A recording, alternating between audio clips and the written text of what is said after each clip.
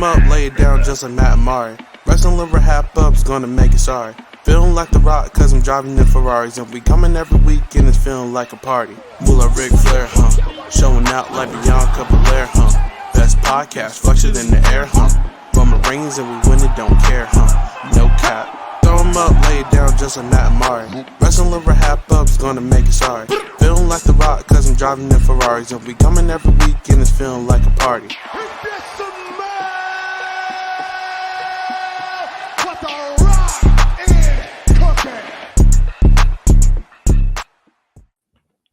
Hello, everyone. Welcome back to the Wrestling RHAPup podcast. I'm your host, Mari Forth, and with me, as always, my co-host, my tag team partner, the Aaliyah to my Raquel Gonzalez, Mr. Matt Scott. Matt, how's it going?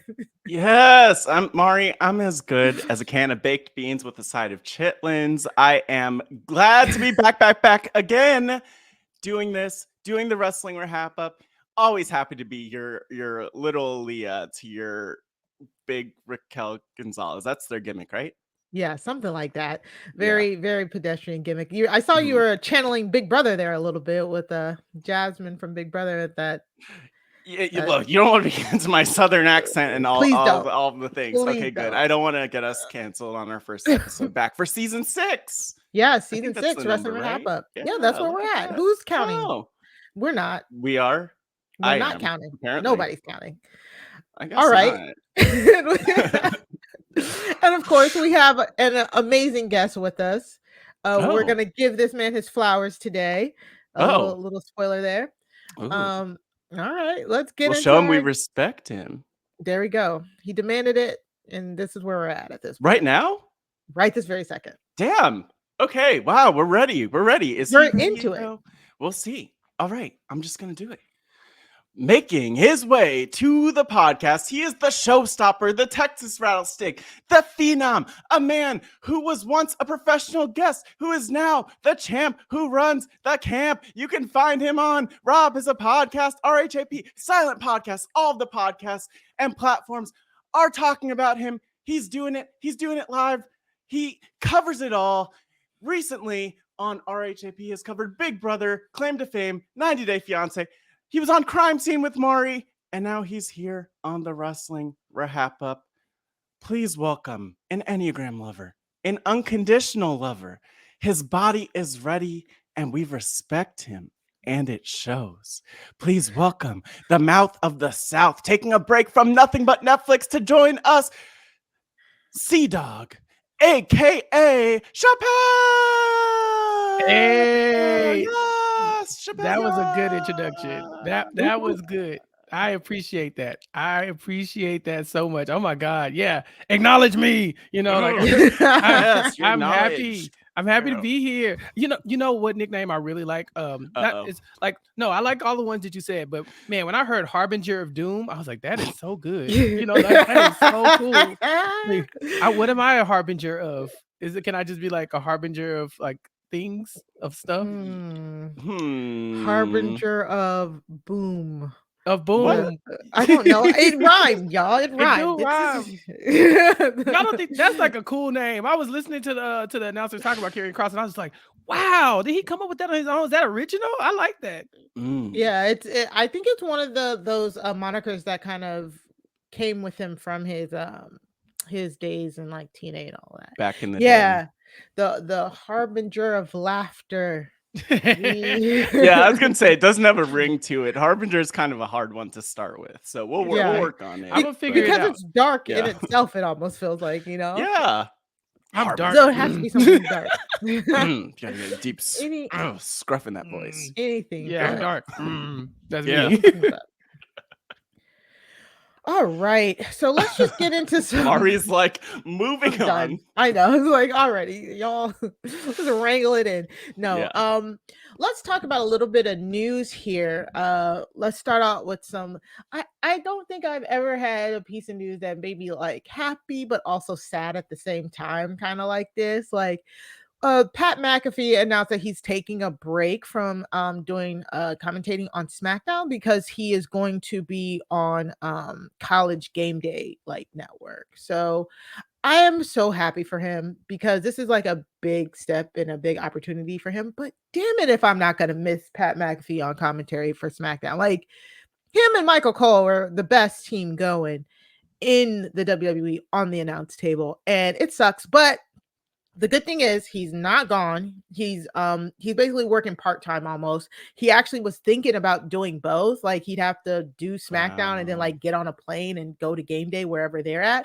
And from what he said on his podcast, basically kind of like Triple H and the higher ups were like, you don't have to do that. We don't want you to kill yourself to do both. Just go and do that, and then we'll come back. You come back and you'll resume your duty. So that's so cool. And you can tell if they're letting him do stuff like that, they really value him as a team player. And they called him like a WWE guy. He said one of the execs were like, yeah, now we got one of our guys on there. So, and he seemed like he really, really appreciated it in the clip on his podcast. Matt, what do you think about this? Okay, Mari, I just want to say I respect you. I respect how gracious you are toward Pat McAfee, congratulating him on his journey. Screw Home Depot for sponsoring this. Screw ESPN for pulling Pat McAfee away and for taking this goofy ass headshot of him. Like, what is this? If you're not watching on our YouTube, you're missing out on this. Like, he has the top button buttoned up on his collared shirt. And it's all good and it's cute and it's like a little bit Home Depot branded, but I want him on WWE. I'm not going to be watching ESPN College Game Day. I will not be watching something sponsored by Home Depot unless it is WWE. So I don't like this. I'm upset.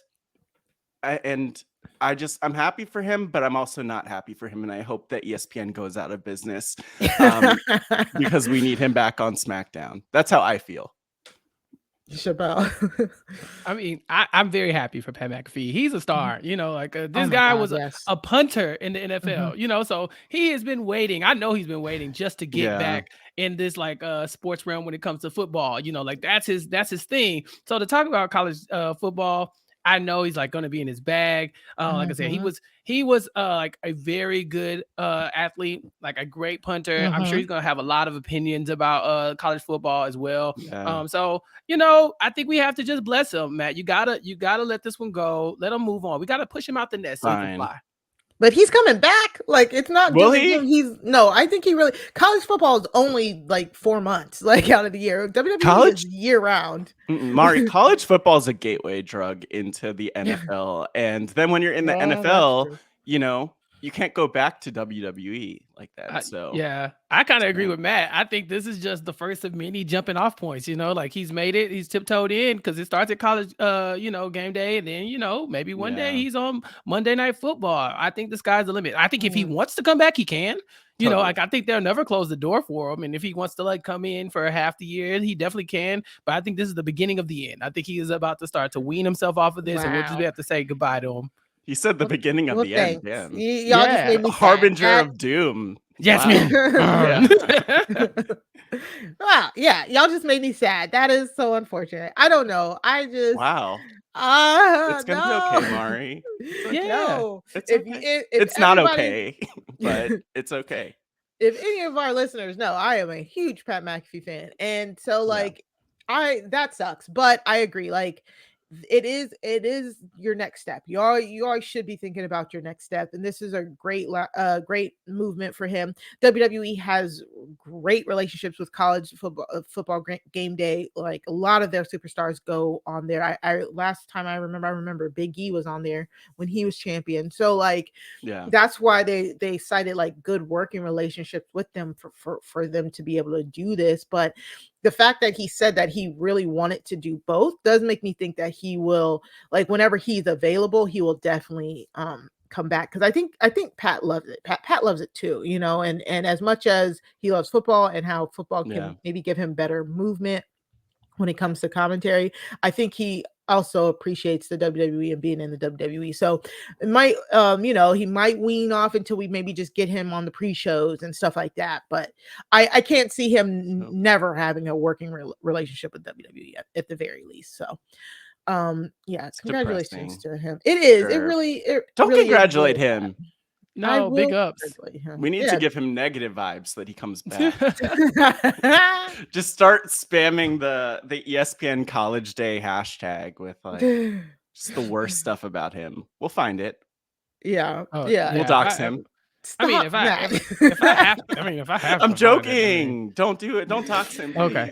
As I said, now don't get me wrong. If I need to go find it, I will. We like the guy, but it don't make no mistake. We can get him back. Yeah. Y'all are so ridiculous. And just a little bit more silly news before we move on. The Mysterios and the Mizanins were on Celebrity Family Feud the other day, which is I don't watch Family Feud, but if you're gonna get me to watch Family Feud, definitely put the Mizanins or the Mizanins and the Mysterios on it. First off, because we'll talk about Rey Mysterio and how he clearly cannot handle any of his children. Okay, Mari. Inappropriate. Call it his parenting skills. And then not on Family Feud. Mike and Maurice's mother, who if you watch Ms. and Mrs., Maurice's mother is always she steals the show when it comes to any of their shows. So shout out to the Job Has a Squadcast Facebook group for keeping us up to date while we've been gone. But just funny, silly stuff going on. And look at that. Look at that. Steve Harvey is still there. If he's not gonna do anything, he gonna be present. Oh, and look, Mike's dad was there. I don't know. Yeah. Didn't Mike's dad took like a punch from somebody once? What, the pay-per-view? Yeah. And Steve Harvey looks so good in that suit. That's like a suit the Miz would wear, actually. Maybe the Miz lent him that suit. I think Chappell could rock this suit. Chappell, you rock this suit? I don't think Chappell so. could. I don't know, man. Sometimes Steve Harvey be in it. He be in his bag, and other times he looks like this. And I just really think this was a choice. This was a choice. I don't mind the blue on blue. It's a lot going on. Yeah, I don't know, man. This was not my favorite Steve look. I've seen better, but he be out there. He does what he does. That's my frat brother, so I got to give him his props. Yes. Mm-hmm. Yeah. No, Steve Harvey looks like someone you'd trot out at a gender reveal party. Like, it's a boy. He definitely did dress up for the gender reveal. Yeah, I had a Game Boy that was that color once. Oh yeah, mine was bright yellow. Yeah. All right. As always, you can send any emails to us at wrestling@RHAPhasawebsite.com. Follow us on Twitter at Wrestling RHAPUp on Twitter. Use hashtag Wrestling RHAPUp. Shout out to Force of Will, Shut Up Tim, everybody over there on Twitter who always been tagging us, keeping us up to date. We love talking to you guys on Twitter. Again, like I said, you can join the Job Has a Squadcast Facebook group. It's the official, unofficial Facebook group for us. So just reach out to us and we'll get you in there. We'll also be doing more live shows streaming directly to Twitter and Facebook. So make sure you're following us or in the Facebook group so you can catch our live shows. We'll be recapping the pay-per-views live on Sunday at noon, the following Sunday on noon. So make sure you're subscribed so you can know when we go live. Of course, please subscribe to our podcast by going to robhasawebsite.com/wrestling feed. If you haven't, what are you doing? What are you doing right now? Go subscribe. And then if not, also go and look at our pretty faces. We're here on YouTube. Like Matt said, you can go to YouTube, go to the Rob Has a Podcast YouTube page, search Wrestling RHAPup, and you will see us there. That's right. Other than that, let's take a quick break and we'll be back. All right, let's break down these highlights of the week-ish. Each week we bring you the highlights in wrestling. Yeah, week-ish. He said, let's buckle up, everybody. Right. Highlights Not of what we great. missed. Yeah. So each week we bring you the highlights. You can find them in a very handy highlights playlist that are in the show notes or your show descriptions, either on the YouTube video or in the podcast notes. So we just had Clash at the Castle this past Saturday. Matt, did you get a chance to watch? Of course I did, Mari. Yes. I'm always tuned into Clash at the I love this. I will say I didn't watch live in real time, but I love the idea of a noon pay-per-view, like an afternoon pay-per-view.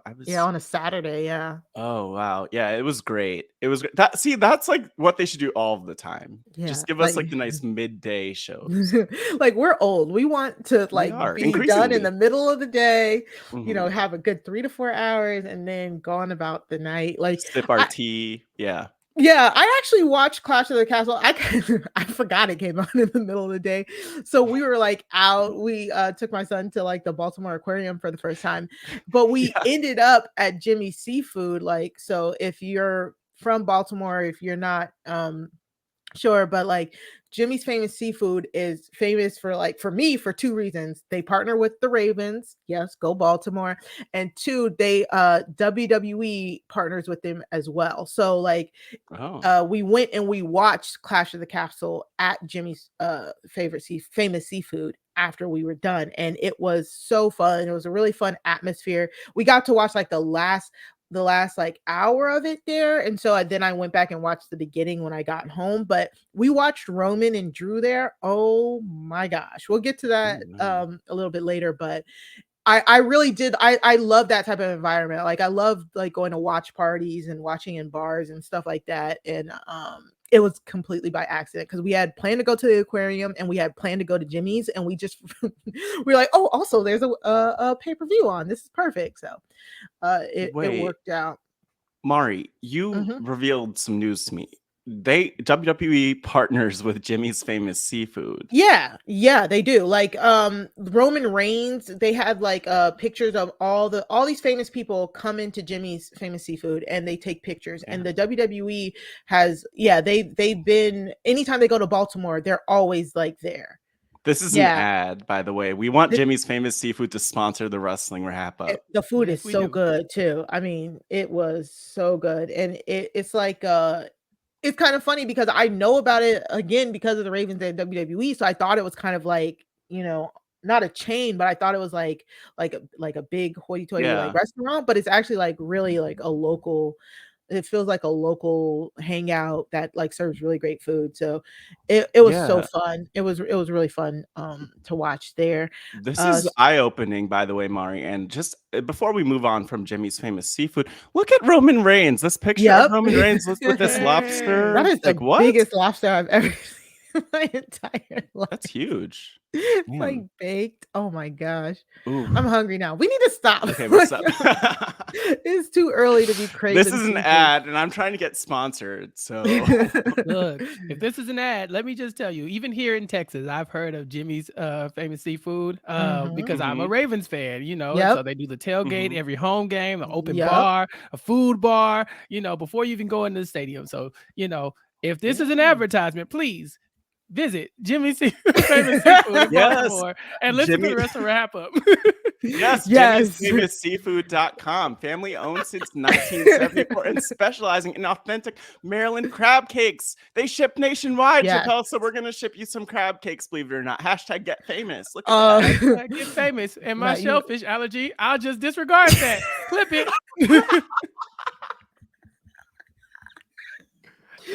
Oh my god! Actually, they got other things, catfish and stuff. They got chicken strips.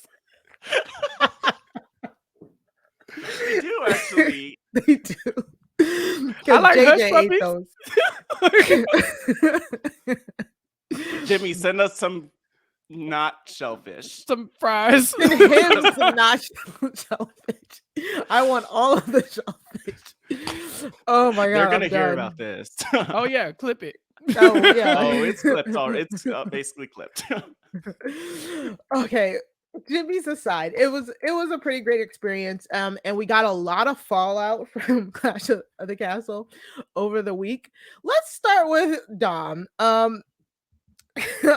So at Clash of the Castle, after Rey Mysterio and Edge, I think they beat Judgment Day, if I remember correctly. Sorry guys, it's been a whole week. Yeah, I think that happened. Yeah, I think they beat them. Because I remember being mad about it. I'm like, what is the point of this? But anyways, Dom turns on his dad and Edge finally, and then we get on Monday. Edge calls out Dominik. Ray kind of does the concerned father, like, oh no, he's okay, it's fine. But then Dom comes out, like, well, Rhea Ripley comes out, and this is really like one of those sitcoms where it's like, Dad, I have a girlfriend now, and my girlfriend is telling me to stand up on my own 2 feet. Like, that's exactly what they were going for. Were they not going for this here, Chappell? Oh yeah, it was. Oh god, it was so funny. I'm watching this, like my casual viewing eyes, and I see Rey Mysterio like, son, you don't have to do this. Like, I didn't raise you like this. And she's like, no, Dad, I got a girlfriend now. And she's in the background like, yeah, screw your dad. And then she throws him into the steel steps. Well, hold on, Ray, what's going on now? Slow down. You listen. I can turn my back on my family, but you can't beat their ass. So I was like. Rey Mysterio needs to get a hold of his family. He really needs, like, Family Feud. They really could have just did that episode with just them. They didn't need the Mizes because they are feuding amongst themselves. Very apparently. Rhea Ripley is tearing them apart. Literally. Yeah, she really is. And it's so questionable too, because like I look, I'm not kink shaming. I'm not kink shaming anything, but if that's what Dom's into, if he's into being like leg squeezed by Rhea and all of that, like, go full dominatrix mode if you have to. Like, good for you. I appreciate that. Like, and the thing that's so crazy is that like Rhea is definitely like a Bond villain. Dom is transforming into a Bond villain right now, and it's insane with his little slick back horrible haircut. I mean, it's better than what he had going on before. I need it's them to the cut worst that. Hair. I mean, hair versus hair match. That's what I need. Yeah. I put in my notes, who is this sweet boy with this mullet? But it's just his hair is just pulled back like that. I said, oh, that poor young man. Yes. Yeah. It is so funny because, like, of course, we're playing when we say there's no allusion to being a girlfriend or anything like that, but they're basically saying it without saying it. Like, it's basically Rhea being like, I topped Dom, and now he's like a sub. Like, they might as well just Mysterio is his name. I was like, did I hear Mari correctly right there? Like, yes. Okay, yes, she said pegged. She did. Yeah. I feel like Dom wears, like, maybe Dom has like one of those like masks, like a leather. They do a lot of leather things, I'm sure. I mean, whips, mask chains. run in the family. He comes out with a. Oh my God, we are so unserious right now. We got one of the little cages on, the little cages to keep you from getting too excited. Yeah. Oh, okay, I see you, Dom. I'm telling you, change the name to Sub Mysterio or Cuck Mysterio. One of the two. Yeah. I mean, we love that for him. Matt has been calling it before we left. Like, I saw it a mile away. Yeah. Rhea just kept beating his ass on air.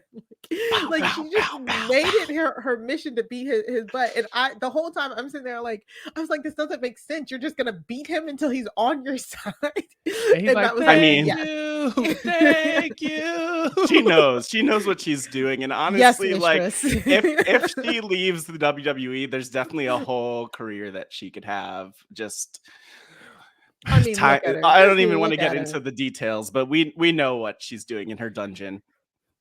Yeah. Some people like to be choked with a leather belt, burnt with a cigarette. Okay. It's not my thing. But yeah, wait, done consensually. What do you think wrestling fans would be more into, Rhea's dungeon or like the Hart family dungeon in Calgary? Oh, I've been seeing, like we said, Rhea sees those thirst tweets, y'all. It's definitely, everybody wants to be in her dungeon. Like, it is there. It is all there. What's her Twitter? I just need to check her mention. Rhea Ripley at Rhea Ripley WWE. But yeah, so it was cute. It was like, okay, Dominik finally turned on his father. He's part of Judgment Day now.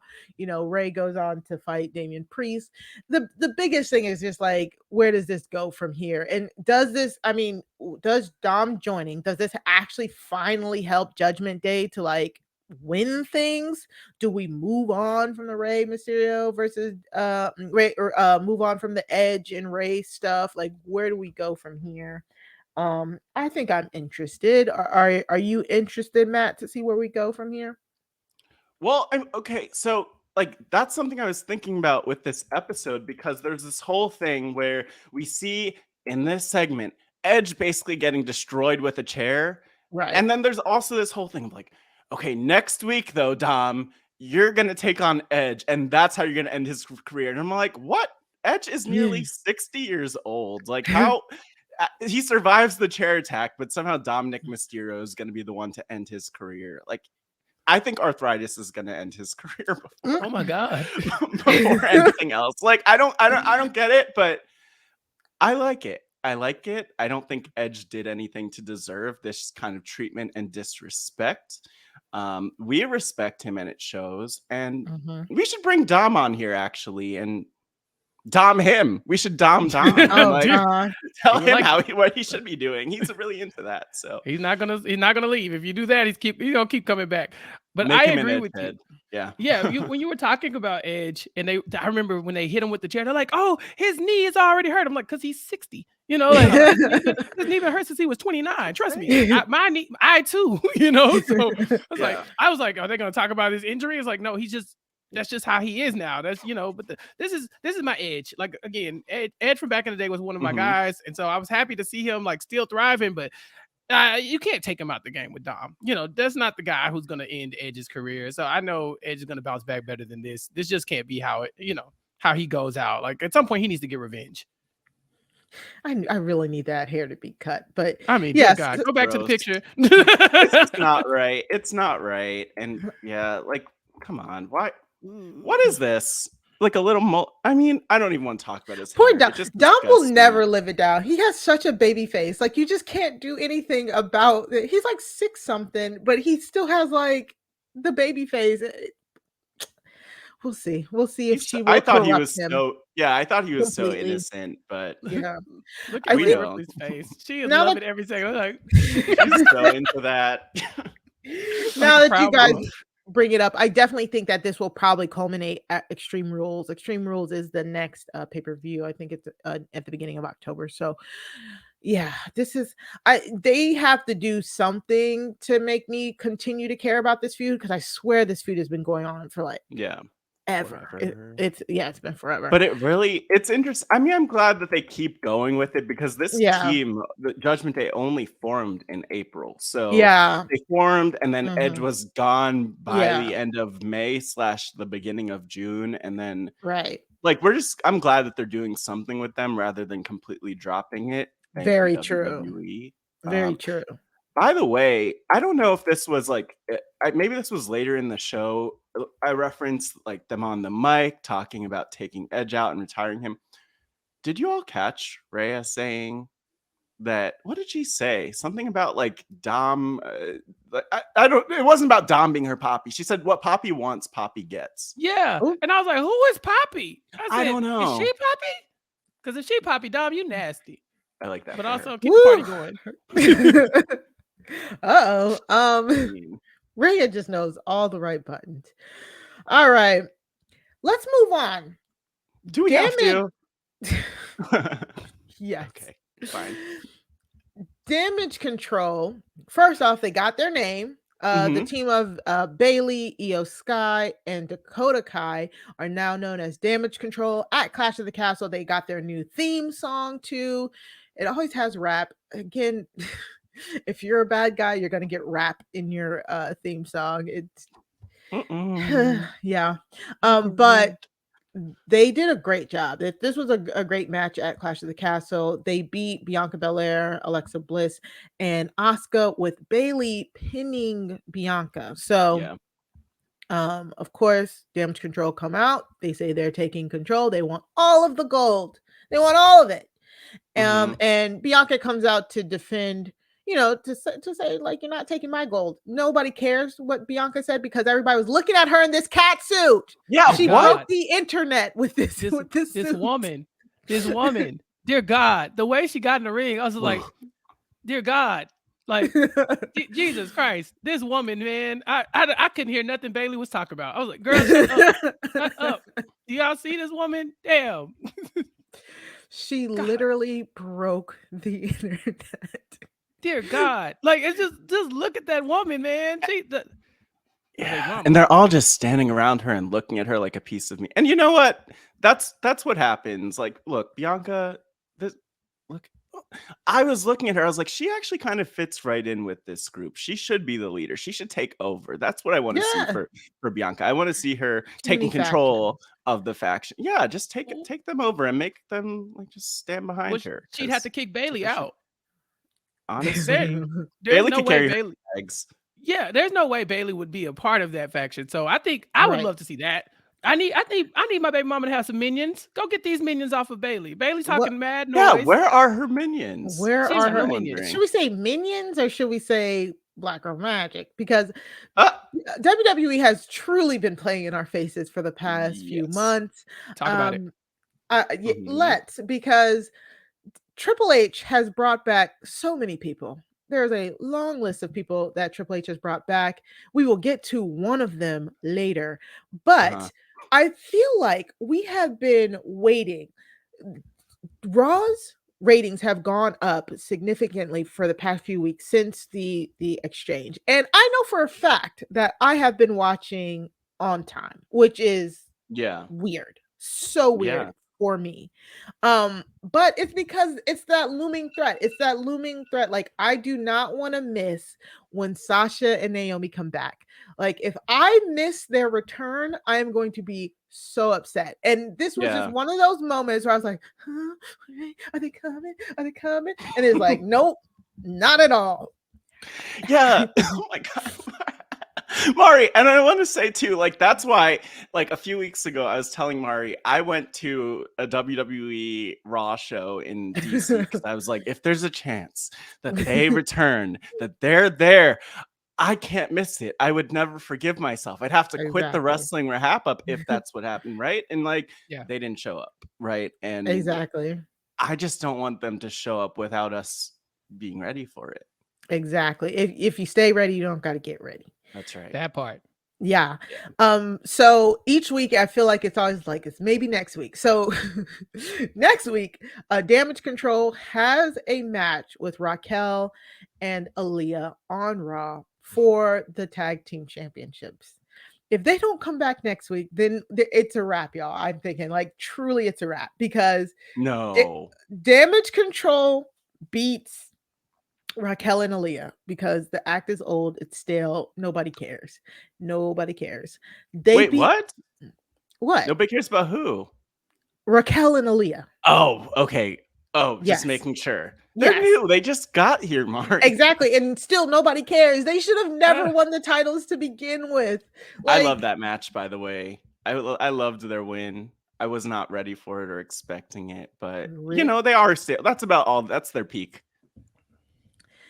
Give them the belts for 2 seconds, fine, but they need to lose it on. They need to lose them on Monday because they need to go to Damage Control because we need Sasha and Naomi to come back and face Bailey and Damage Control next to Bianca. Like if we like, it's right there. It's all set up. Triple H, give us what we want. Batista gif.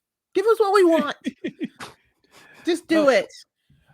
So Mari, are you insinuating that maybe we could have a Bailey, Dakota, and Io on one side, and then we have my baby mama, Sasha, and Naomi on the other side? Yes, because I'm not very familiar with Dakota, right? So I know that, but I know Io and Io can hold their own. You know, Bailey is a boss, but you got Sasha and Bianca on one side. I really just feel like that's not fair. Like I said, I don't know Dakota like that, but you know, you got Sasha and Bianca on one side. I really just don't feel like that's a balanced tag match. Like I feel like that's a runaway from my girls over here. I will say, like, it is Dakota, actually very balanced. Yeah, yes, Dakota. and beyond her in-ring work, like Dakota looks like she could do a few TikTok dances dressed like that. Like, I know she's not. I know she's not Gen. She's not Gen Z, but she looks very Gen Z. And like, I can't do most of the TikTok dances, Mari, and it takes me about to give the full rundown of Dakota's history to stopping so Matt can say that Dakota Kai can do TikTok dances. Okay. No, I don't know. I'm just Dakota Kai is a well-traveled indie wrestler who is known for her like really hard hitting kicks. Like she was known before she came to WWE. When she came to NXT, people were so excited for her. She was actually like a really high level baby face when she came to NXT. And she just unfortunately kept getting injured, and she had a partner who kept getting injured. And so she never got to really fully like show everything she could do in NXT just because her injuries. And then she turned heel, and the heel turn was really good at first, but then she got bogged down with Raquel. So when she got released, she was one of the people that got released earlier this year. And it was one of those release where it was just like one of the worst things. We were like, we never truly got to see what she can do, because she's really good in ring. Yeah. And when Bayley brought her back, and now she has this new heel attitude and this new like colors in her hair, like this is probably the most evenly matched. Like her athleticism versus like Naomi's athleticism, Io and Sasha being the two best women's wrestlers in the world, and then like Bayley and Bianca being like the entertainers, the if you will, the what is Vince McMahon's word? Superstar, sports entertainers, like who can back it up. Yeah. So this is probably this would be the most evenly matched like faction war ever. They need to make sure it happens. It's gonna happen. Well, you know what? We need to. I feel like we need in our faces. Yeah, I feel like we need to do like Sasha and Naomi watch, because right. Like, Mari, where are Sasha and Naomi now? Because I saw them at New York Fashion Week this week. But yes, they walked in the oh my god, I just had the lady's name, the Jada Jane. I don't know that. No, that sounds like JC Jane from Toxic Attraction. They just walked in New York Fashion Week. They look so cute. There's a nice clip of them on Twitter. So that's what's bothering me, but not bothering me. They're so unbothered. So I'm bothered. I'm like, why are y'all enjoying your life and being cool? Jessica Jade. Yeah, look at this. We have the picture up here. Fashion. So beautiful. Yeah, the fashion is so beautiful. Dear God. I was like, damn, Naomi girl. I'm like, where's this video? Look, I'm just saying, like, anytime there's a video clip that we're allowed to cover or talk about, I'm just like, put it on the podcast, because we're not going to get sued by WWE. But you can check it out on their social media. I saw it like yesterday somewhere. Jessica Jade. Yeah, so they're literally living their life. They were on the She-Hulk green carpet or whatever it was. I don't even know what the that other means. day. Oh, She-Hulk. Yeah. Hulk, yeah, they were at the premiere. I was like, Sasha, stop being like a superstar other places. Yeah, I just like I'm so happy for her. I just listened to a podcast with her talking about The Mandalorian, and I'm like, why are you not talking about wrestling, Sasha? Because by the way, another picture of them at the She-Hulk premiere. Look at that. They're green. Dear God. So much green. I just love that they're like we're gonna go everywhere, and you're gonna see us in all of the places except for WWE, except for where you really want to see us. That's where it is. So, but yes, the hilarious thing to me, I'll say, is like Sasha just like, she just like just keeps doing her hair differently, different places. There's always a wrestling news story that's like Sasha's new look, and it's literally she's just like, I just decided to be blonde today, people. This is not a big deal. Please calm down. Leave me alone. But Sasha has always been on wig watch. Like, it's wig watch, because whenever Sasha goes away or when she's about to come back, if she posts about a blue wig or some colored wig that's getting made, then everybody's like, oh my God, she's coming. It's coming. I saw somebody talking just yesterday about somebody said there's a picture circulating of a wig that she posted that has all of the colors that her hair has been so far. I have yet to track down that picture, but it was all of the girls were like, it's happening. Like Sasha's one of the most like scalp, like people are watching her scalp just to know what she's doing. Yeah. And I love that for her. She is the conversation. And so just leave Sasha alone. Naomi. Naomi's fine. I feel like they don't leave Sasha alone. Like really leave her alone. But anyways, Damage Control. Love what they're doing. Love the new theme song. Love that we're still getting like Bianca is the champion. I still do like that this feud for her is like she said she doesn't mind standing alone. Like she's like, I'll beat all they. But I love that she feels like she's protecting the division. So more of this. Love it. What did y'all think about the name Damage Control? So we knew it was going to be we knew it was going to be some sort of control because they had been dropping hints from that for like a while.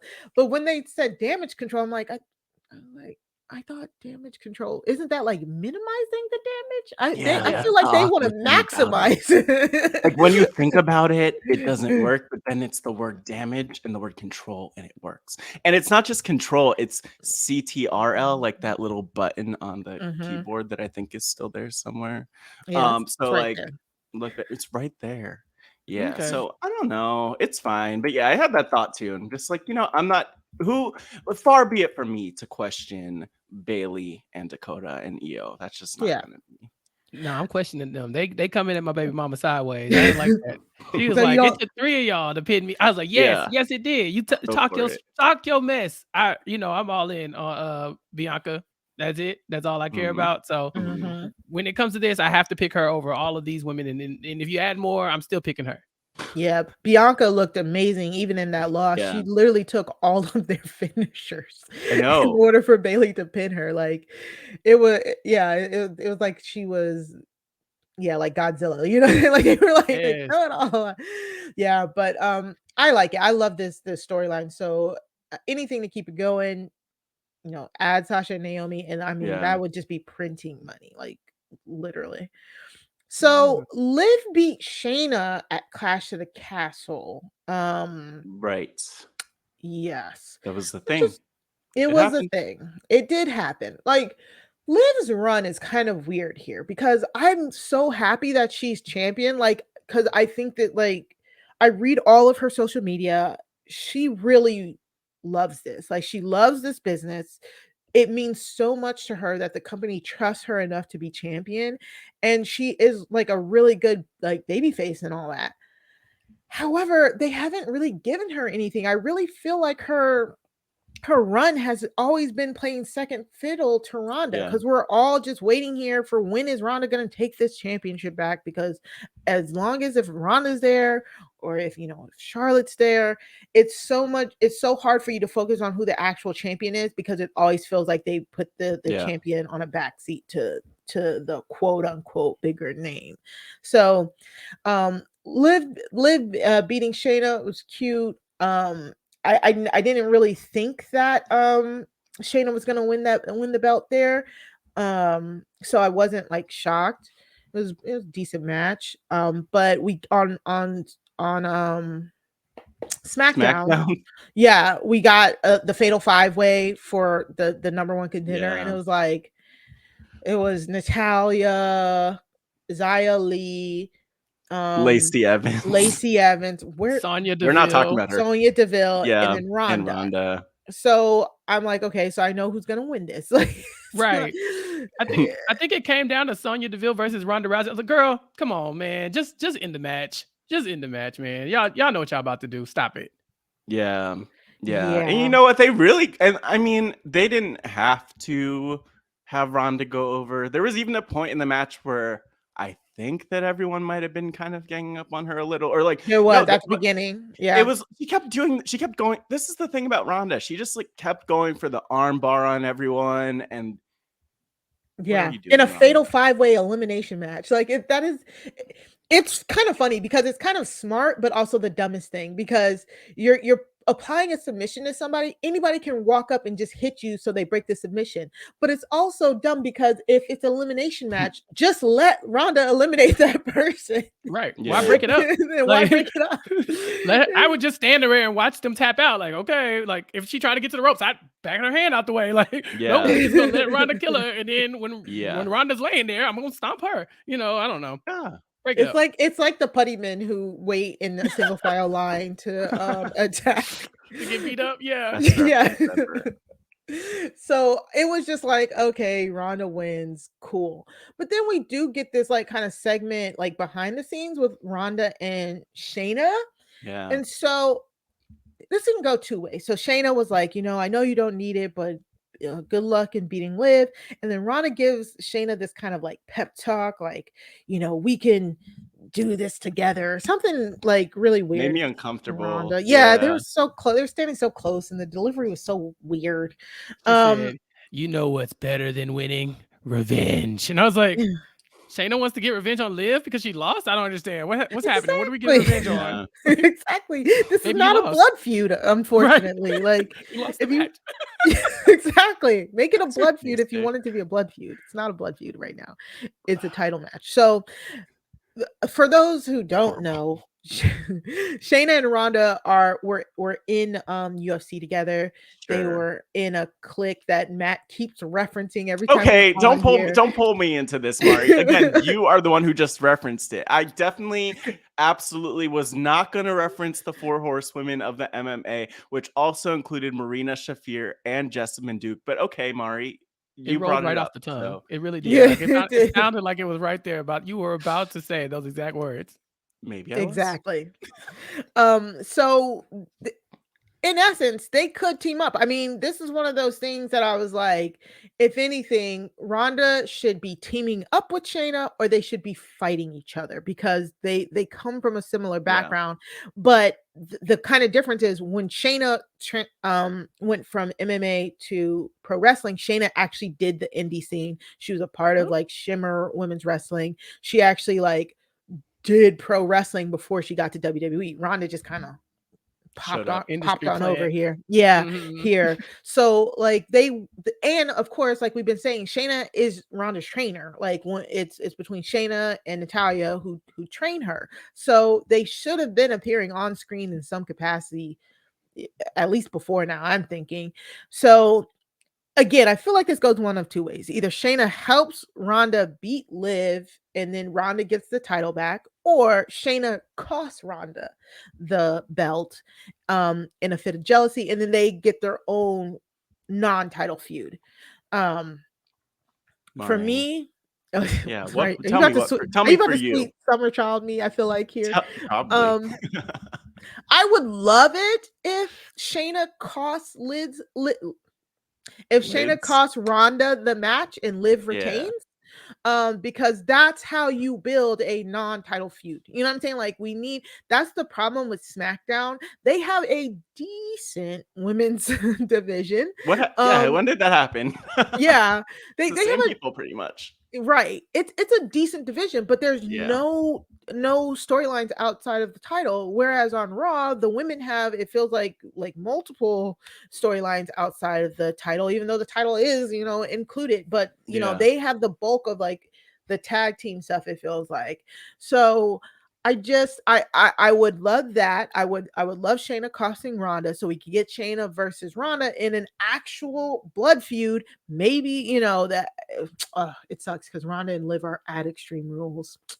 But because that would be cooler if Shayna costs her before that, and then Shayna and Ronda get to do something brutal at Extreme Rules. But that's how I'd rather something like that. But more than likely, Ronda just might get the title back. I don't know. And then Charlotte's lurking somewhere. She's lurking. I don't know. Yeah. I mean, I'd like to think things are different with Charlotte, or will be different with Charlotte, just under the new management. And maybe we won't go back to that. Well, I think it's so clear how much of like an energy sucker it is just like have her there in general. Charlotte or Ronda? Both. Both but Charlotte. But here's my thing with Ronda. If she's gonna be around, like, this is the spot I want her in. I want her with Shayna. I want the references to the horsewomen. Even though that is a funny name, like horsewomen. Yeah. Like BoJack Horsepower, we call them horse girls, you know. Oh, sorry, the horse girls. The horse girls. No, they're horsewomen. I'm not going to demean them like that. Look at that. But like, look, they should be together, and I like it because we'll have the Ronda Shayna thing that's going on as a team. We have Damage Control as a team. We'll have Naomi and Sasha, fingers crossed, as a team in WWE. We'll have like all these different actual teams, which is pretty cool. There you go. So I like that for them. And it's okay if Marina and Jessamine aren't here with them. I'll forgive that. It's fine. Yeah. Jessamine would have a better chance of coming back because she's just doing like her Twitch stuff. I don't think she's wrestling with anybody right now. Like I said, Marina Shafir just wrapped up a storyline with Jade, but she hasn't been on TV since then, I think. I don't know. I think, Amari, we're okay without them. I think we might be okay without them. I agree. I wouldn't mind seeing Jessamine come back because I think out of the two, I think she had a better handle on pro wrestling than Marina. That's why. Sorry to this man, but that's why I didn't understand why Marina Shafir was getting such a big push on AEW because she wasn't that great of a pro wrestler to me. But whatever. Neither of them were really great in NXT. So either way, we'll see where this goes. Very many options, so many options for this to go. But I don't know. I also don't like that Liv is again not getting her own kind of storyline. So hopefully she doesn't have to drop it and can cultivate something. Like they have so many hills with her versus Lacey, her versus Shayna. Not Shayna. Sonya. There's too many. I was like, who are these people? Yeah, sorry. Sonya Deville. I love Sonya. I think I really want her to get another push. So I don't know. I just want the yoke of Ronda to get off of Liv's neck, really. Yeah.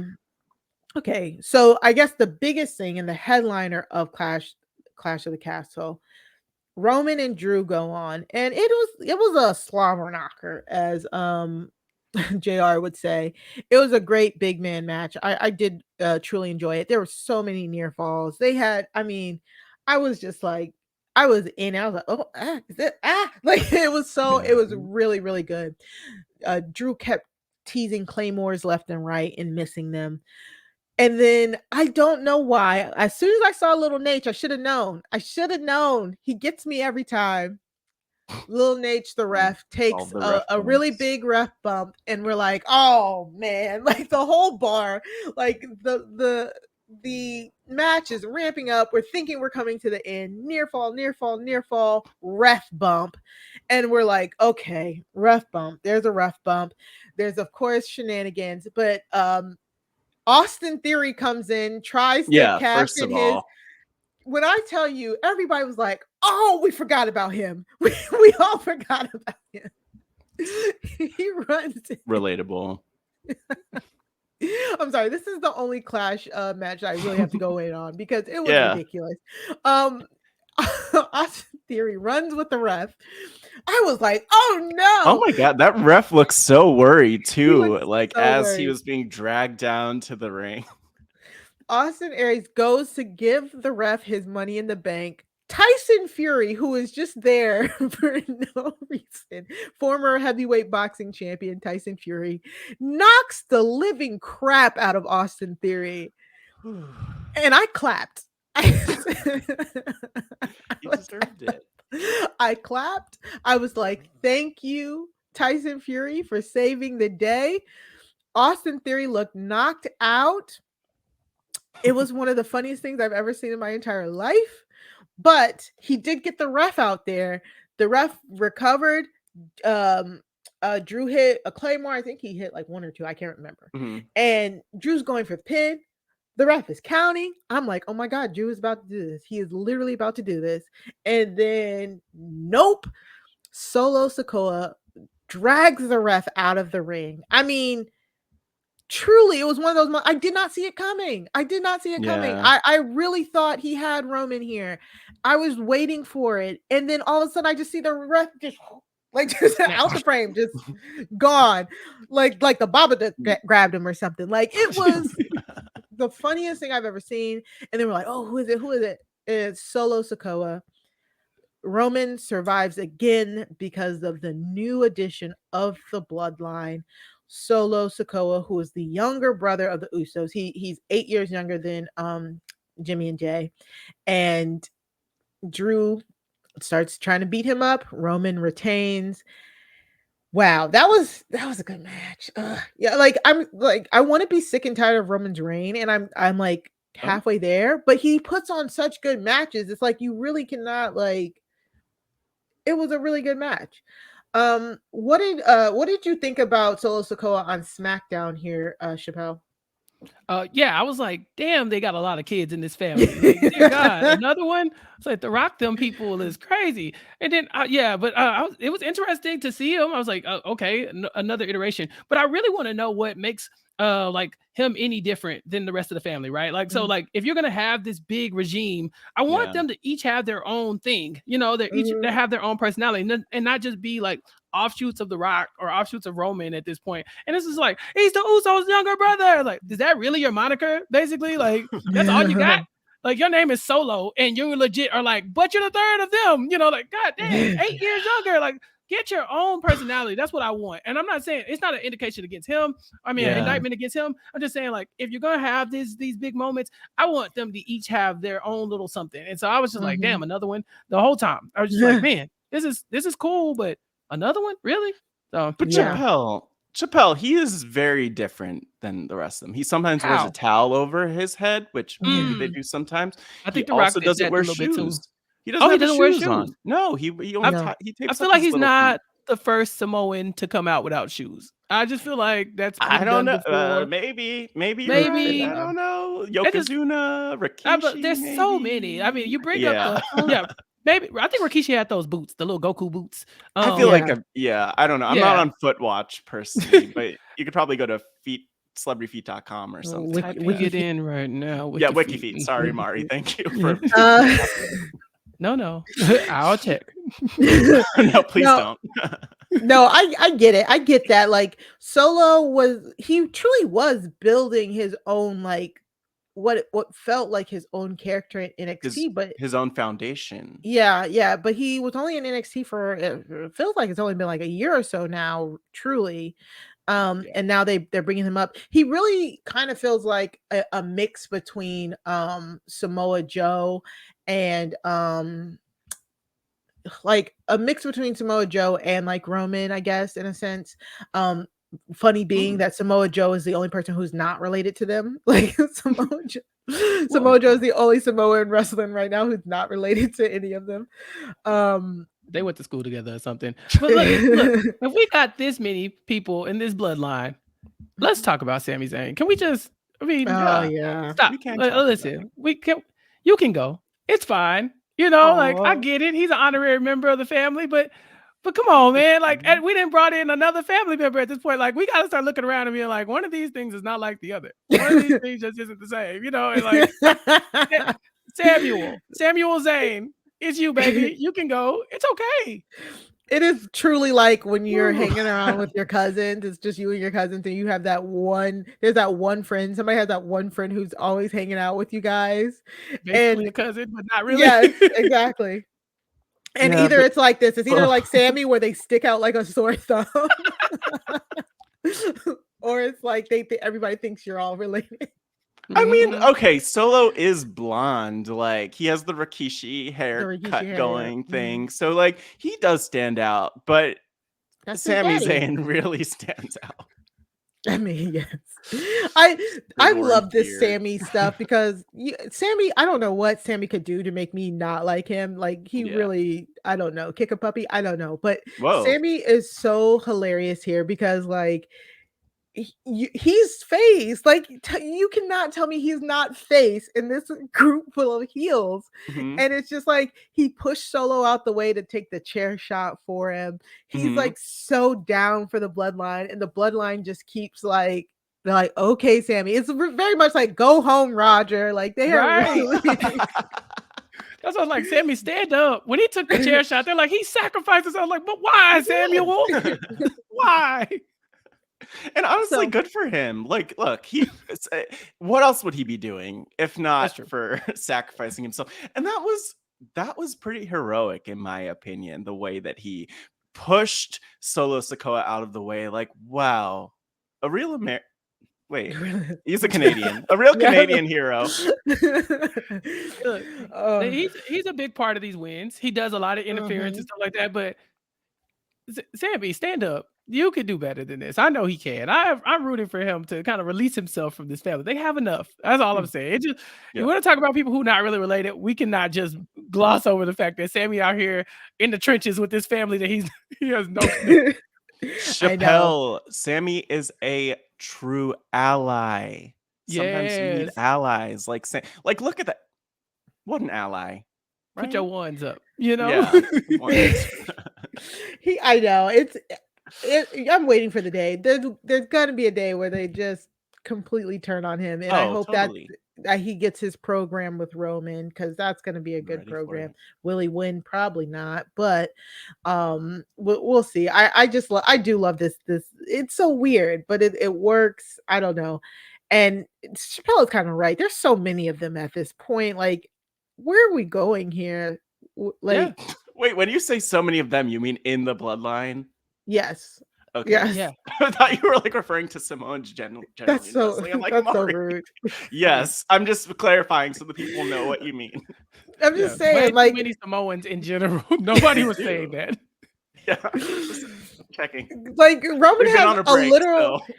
He has a literal army who fights his battles when he's not there. Like that's how like huge it is. That the tribal chief has his tribe at this point. So I think he could go without Sammy for a minute there.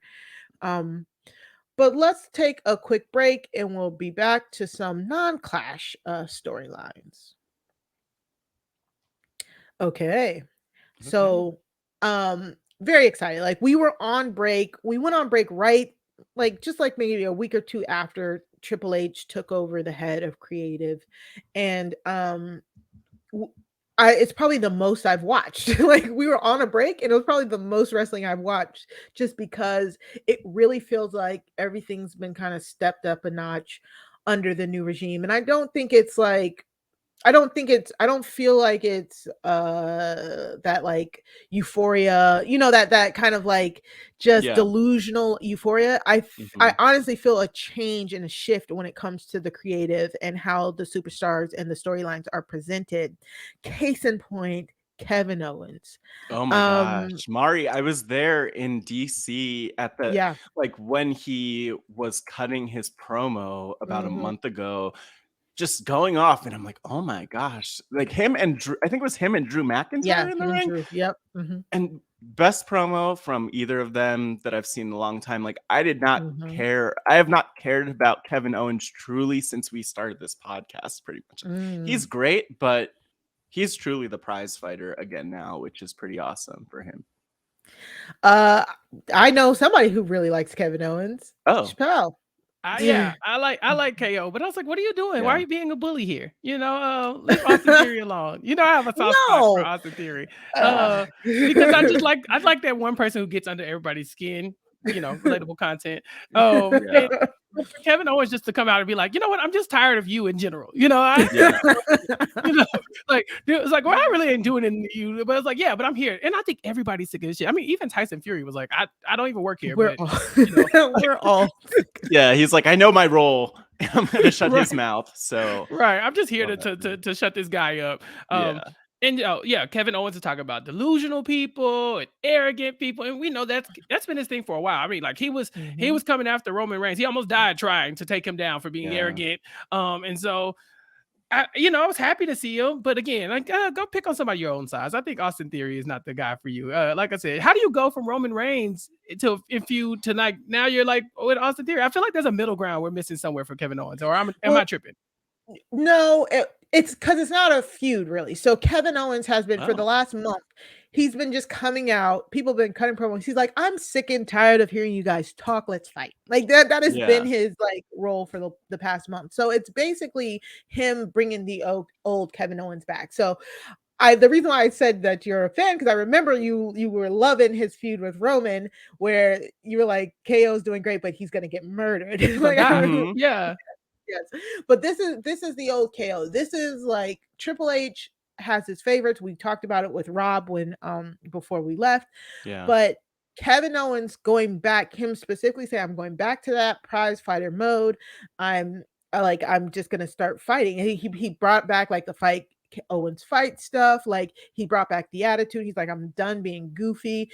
Like he went against the Bloodline and Sammy a few weeks ago. He's really just showing that the old KO is back.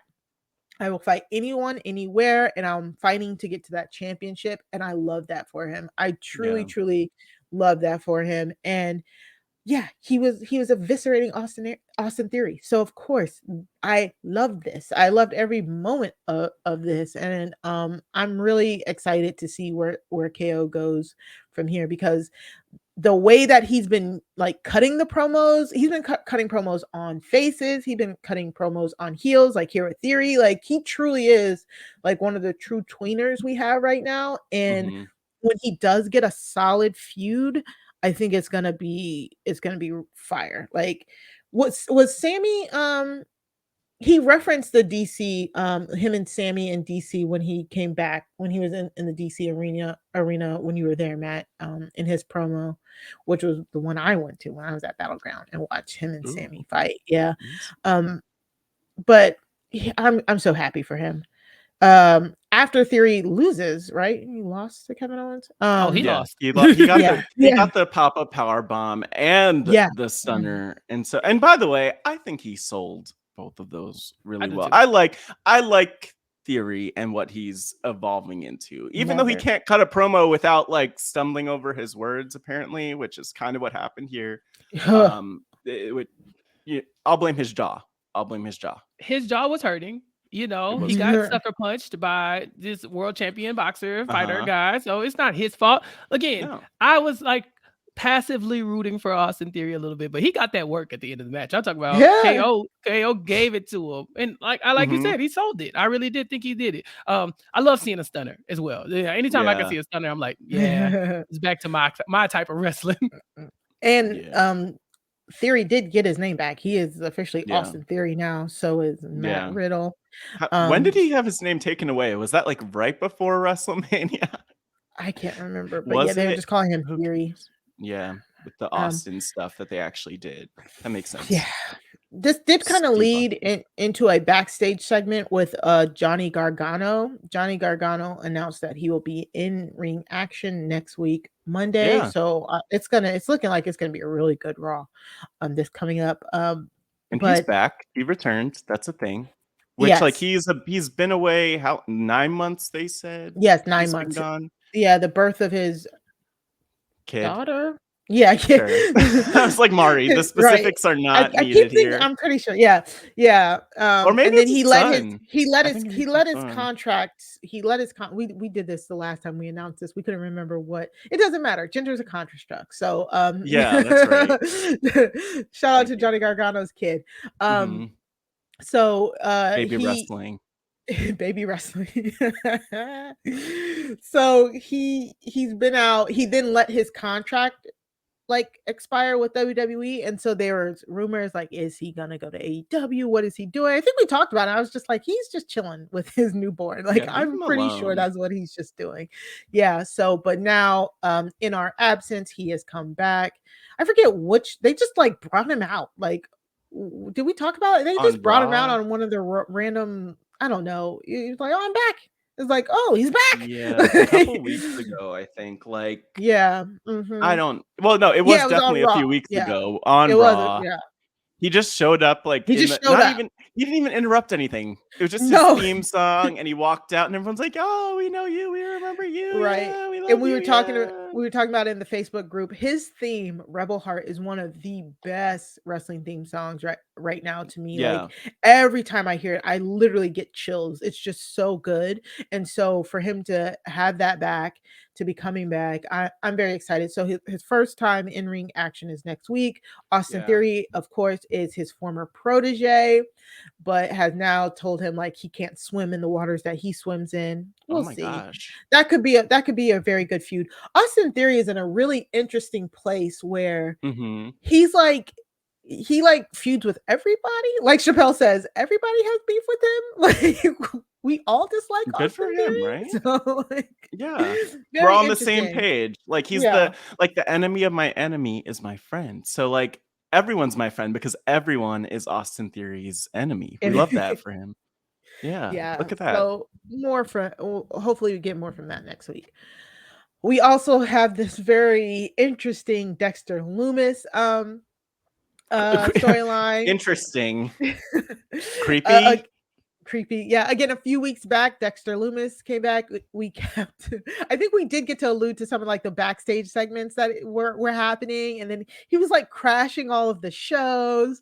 He got arrested, Yeah, I think but he escaped long enough to go see Indy and NXT to like give her a love note. So the birth of Index is coming back, hopefully. But Dexter Lumis has been stalking The Miz. Matt, do you remember why he started stalking The Miz? I can't remember. It's been a few weeks now. Why? No. Yeah, why? I guess just right. I guess Dexter Lumis doesn't really need a why. Huh. But yeah, I mean, like the thing that's weird about it is that he did this to who else did he? I can't remember back who in he NXT. who he kidnapped in NXT. He kidnapped Austin Theory. And he kidnapped what's his name? I think he also kidnapped Grayson Waller, who was on Survivor Australia, Maddie Wahlberg. So maybe he has a thing against reality stars. I don't know where Theory fits into that, but he probably wouldn't like RHAP. Right. Oh. I like Dexter Lumis. This is a great like a relaunch for him. Like again, he's a part of the list of people that Triple H has brought back. Triple H has brought back Dakota Kai. He brought back Hit Row. We'll talk about them. He brought back Dexter Lumis. He brought back Johnny Gargano. And we'll talk about the other two acts later. And but he's a freaky kind of guy, Mari. Yeah, I miss that Indy's not with him. Like, because all we're missing here is just the in-ring wild makeouts that are happening. Like, I think they'll get to it. I think she has they want to do some more stuff with her in NXT for a while, but them letting him go back to like tell her he's like coming for her essentially, or he'll be with her when he's done stalking The Miz is I think it's a step in the right direction. Chappell, what did you think about this Dexter Lumis Miz stalking angle here? Chappell. Well, he's not stalking The Miz anymore. He kidnapped him again. After the match, he took him away. I said, this is a grown man and an escaped convict. Why is he? Well, I don't think he's escaped. I think they said he made bail or something. But I don't know what he did to The Miz the first time he kidnapped him. The Miz refuses to talk about it. People are like, Miz, can I just get a question? No, absolutely not. Why are y'all talking to me? Get away from me. Ew. Like cars are flipped over. The Miz is like flinching. He can't even climb out of the cage because Dexter Lumis is just laying. Like, how did he get in here? This man is insane. Arrest this man. There are 2 times where I was like, shoot him. The other one we ain't got to yet, but shoot him. He just kidnapped The Miz. The Miz is a married man. You just can't kidnap this man, take away from his family. So I don't even know how we get The Miz back, or when is he going to reveal what's going on whenever he's getting kidnapped? And I want to know if this is some freaky shit too. Like, looks like he get down. So I'm like, whoa, what's happening? So this was a fun storyline, but I'm concerned. Yeah. Dexter Lumis, I love it. Yeah, and the way that he just stares to look, I want to know what happened. I really want to know. Chappell, you brought it up.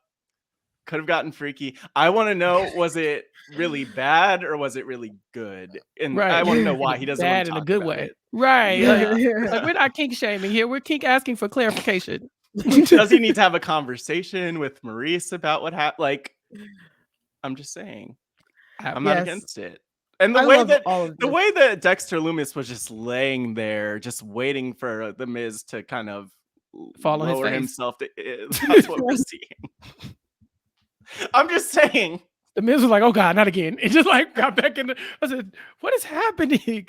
And also, Bobby Lashley, you ought to be ashamed of yourself. Mm-hmm. Why did you lock that man in there with him? Why did you do that? Bobby had it the right way, I think. Here, listen, he's just giving the Miz. He's giving the Miz what he wants. There's a lot to. Well, maybe the Miz and Dominik Mysterio are probably on the same shit. Yeah, I'm just like thinking like maybe nasty. this might be what Triple H and Stephanie McMahon are into, and we're just seeing it play out. Triple H bringing all these people back. He's bringing people out the dungeon. Think about it, Mari. All of a sudden, we're getting all these storylines. Interesting. We get the Miz and Bobby Lashley for the United States Championship in a steel cage match because Miz thought the steel cage would keep Dexter Lumis out. It did not, but it was a fairly good match before all of the shenanigans. Miz actually like blindsides Bobby before the match starts, which was so funny. The ref went to like hold the United States Championship belt up, and Miz grabs it and hits Bobby with it. Throws him out of the cage and starts and Ciampa starts beating on him. They start beating on him before the bell happened. So it was very smart, very heel tactics. But Bobby, of course, wins. Miz has to deal with Lumis. It was a very successful headliner to me. I do want Bobby to get his own feuds. Of course, I do not like when the champions play a back seat to other people's feuds, but this was well done. I really did like this. I mean, it was a cage match too. So like, if you're gonna, anytime you have a stipulation thrown in for a championship, let alone the U.S. Championship, it's a big deal. So to see Bobby Lashley and The Miz, former world champions, fighting for the U.S. Championship in a cage match on Raw, like that was pretty well done, and that was a pretty amazing thing. Despite the fact, to your point, that it really did service the there we go. It really did US service the feud for Lumis. Yes, Chappell just showed up with the U.S. Championship here. Chappell, thank you. Did you kidnap did you kidnap Bobby Lashley? I did. I did. He's out in front of the yard just being like my security guard. Make no mistake. He's playing a backseat in these roles. And here he's going to be my henchman, because that is a scary individual. Yes. I mean, look, first of all, that tells you how scary Dexter Lumis is. Because if the Miz would rather be trapped in a cage with Bobby Lashley than outside with Dexter Lumis, you're dealing with an insane person. So let me be very clear. We need to be worried about the Miz. I will not let that go. That is a great point. That is a great point. I'm sorry. Why is Bobby Lashley so wet all the time? Dear God, he's sweating, man. Sweating. Let him sweat. Chappell, then, like, you need to get on that level because he is sweating. You want me to get wet? Dear God, Matt, this is a family show. So this does bring up before we just move on. We'll move on very quickly, but Triple H has been doing a pretty good job of trying to make the United States Championship and like the Intercontinental Championships feel more more important, especially since Roman, who has both the top belts, is nowhere to be seen. The US Championship has been like closing the shows and stuff like that. So I mean, it's really good. It's going in a really good direction here, and hopefully Bobby, I would love him to do another open challenge or something like that again. So I loved all of this. Bobby, Miz, Dexter. Maybe we'll find out what Dexter does one day. I don't know if I want to know. I gotta know. I got to know. I mean, I do, but it's better to like just leave it to the imagination because I think I know what happened. I know exactly what happened. What you think happened? Never mind. We'll talk about it. So let's talk about. It's a family show. Let's talk about another return. Another returning. Ooh. So, the New Day, the Street Profits, Alpha Academy, and Los Lotharios were minding their business. They was minding their Drinking their business water. Yes, doing their in a thing. fatal 4-way match to crown the top contenders for the Usos belts. We got some few gags in here. I loved how Kofi started, and then one of the Lotharios like tagged tagged in Xavier, and they're like, okay, well, it gave them time to explain the rules. It was like, well, it's a fatal 4-way. Anybody can tag anybody in. Right now, it looks like the New Day are about to start. Like the announcers were so confused. The ref was like, okay, and then they ring the bell, and Kofi and Xavier look like they're about to fight, and then Xavier just lays down for Kofi to pin him, and then everybody jumps in to break up the pin. That's what I was screaming. Me and James are like, if you're gonna let people go up against each other, just lay there. I mean, I wonder though about the rules there, because I could see a world where like you get the win, but you also get pinned. But does that mean you also lose at the same time? Does it just become a no contest and a draw at that moment? And then I want to see somebody win like that. I want to see someone win one of these tag matches like that. Just take everyone else off the apron, and then you're good to go. That's a great point. Yeah, because your team is losing while you're simultaneously winning.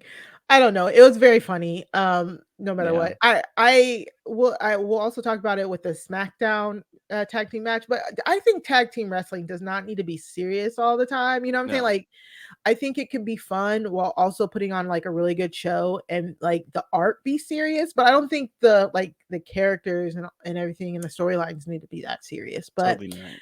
One thing I did not like is Braun Strowman decides to just show his show up. Let me not cuss on the podcast, It's family show. Why? Like, why? I hate when they kind of did something like this with him before he left. Like, why are you here? This is tag team wrestling. He had no reason to come in here, start just like hitting on all the tag teams, like, well, you know what I'm saying, but like destroying the tag teams. Like, that's not cool. You're making your whole tag division look weak for what? For the Monster Among Men. Like, I mean, Mari, it's not as bad as when they had like the 30-man tag team battle royal and then Braun Strowman beat all the tag teams. Like, he's done this before. You know what? It's not great, especially I don't like it. And he just shows up out of nowhere with his little Santa Claus red pants. Like, sir, how did you find pants that size and that tight at the same time? It's like him winning the tag belts with the 13-year-old Nicholas. Like, Braun Strowman hates tag team wrestling. You don't know that 13-year-old's. You don't know that 13-year-old's wrestling skills. He probably could add something. But the fact that Braun Strowman alone did this, why does he have to destroy the tag teams? Like, what does that add? And he even beat up the security guards. Now look, shoot him. Shoot him. Shoot this man. Look, at this point, when security come out and he washes them, what y'all gonna do? We just start slapping everybody in the crowd and stuff. Shoot this, tranquilize them. We'll figure out the rest later. Yeah, they really need that. Shoot this man. Yeah. No, it's wrong. He tripped trying to take out Gable, looking dumb. Yeah, I do not like Braun Strowman. I am telling y'all this right now. Oh my God. And then I'm sorry. I'm like, of all people, Braun Strowman has the most basic outfit, but he just has like these ripped. What is he doing? Yeah, it's Forever 21. Like it's giving rainbow. It's not, though. That's the problem. Rainbow. Yeah. Oh God. Until sorry. I don't like this. This is like, he literally looks like Sarah Lacina on the Challenge USA, like telling people that she's gonna cut their throat. Like, what? Yeah.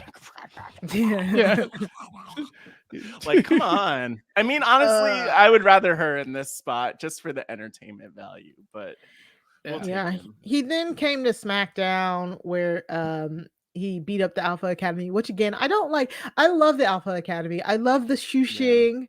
I love the thank you. Like, I love it all. I truly do. Chad Gable is hilarious. Otis is so funny too whenever they let him talk.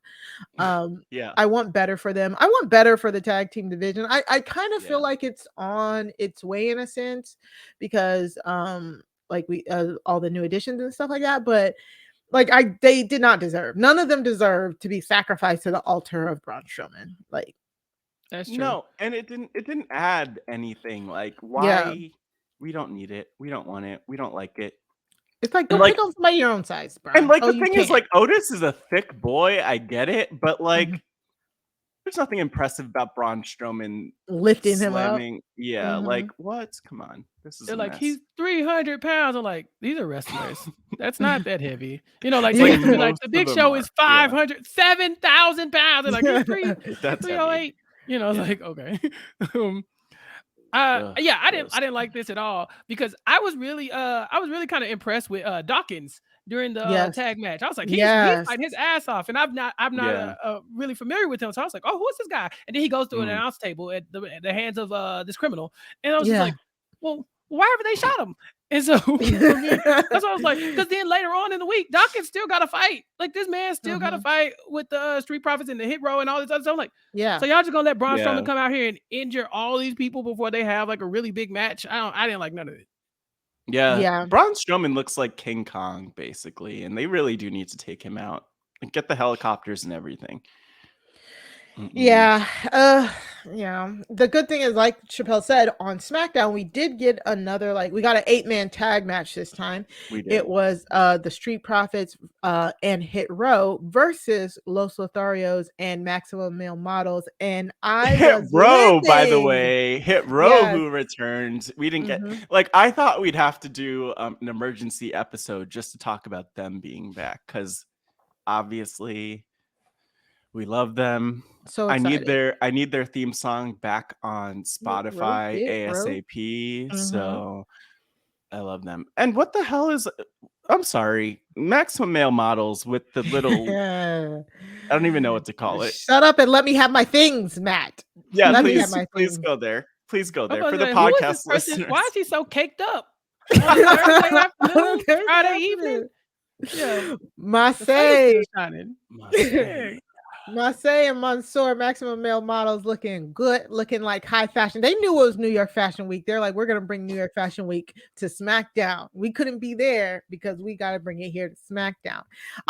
When I tell you I love this match, it reminded me of I love big characters. I love big characters. And these tag teams are all big character tag teams.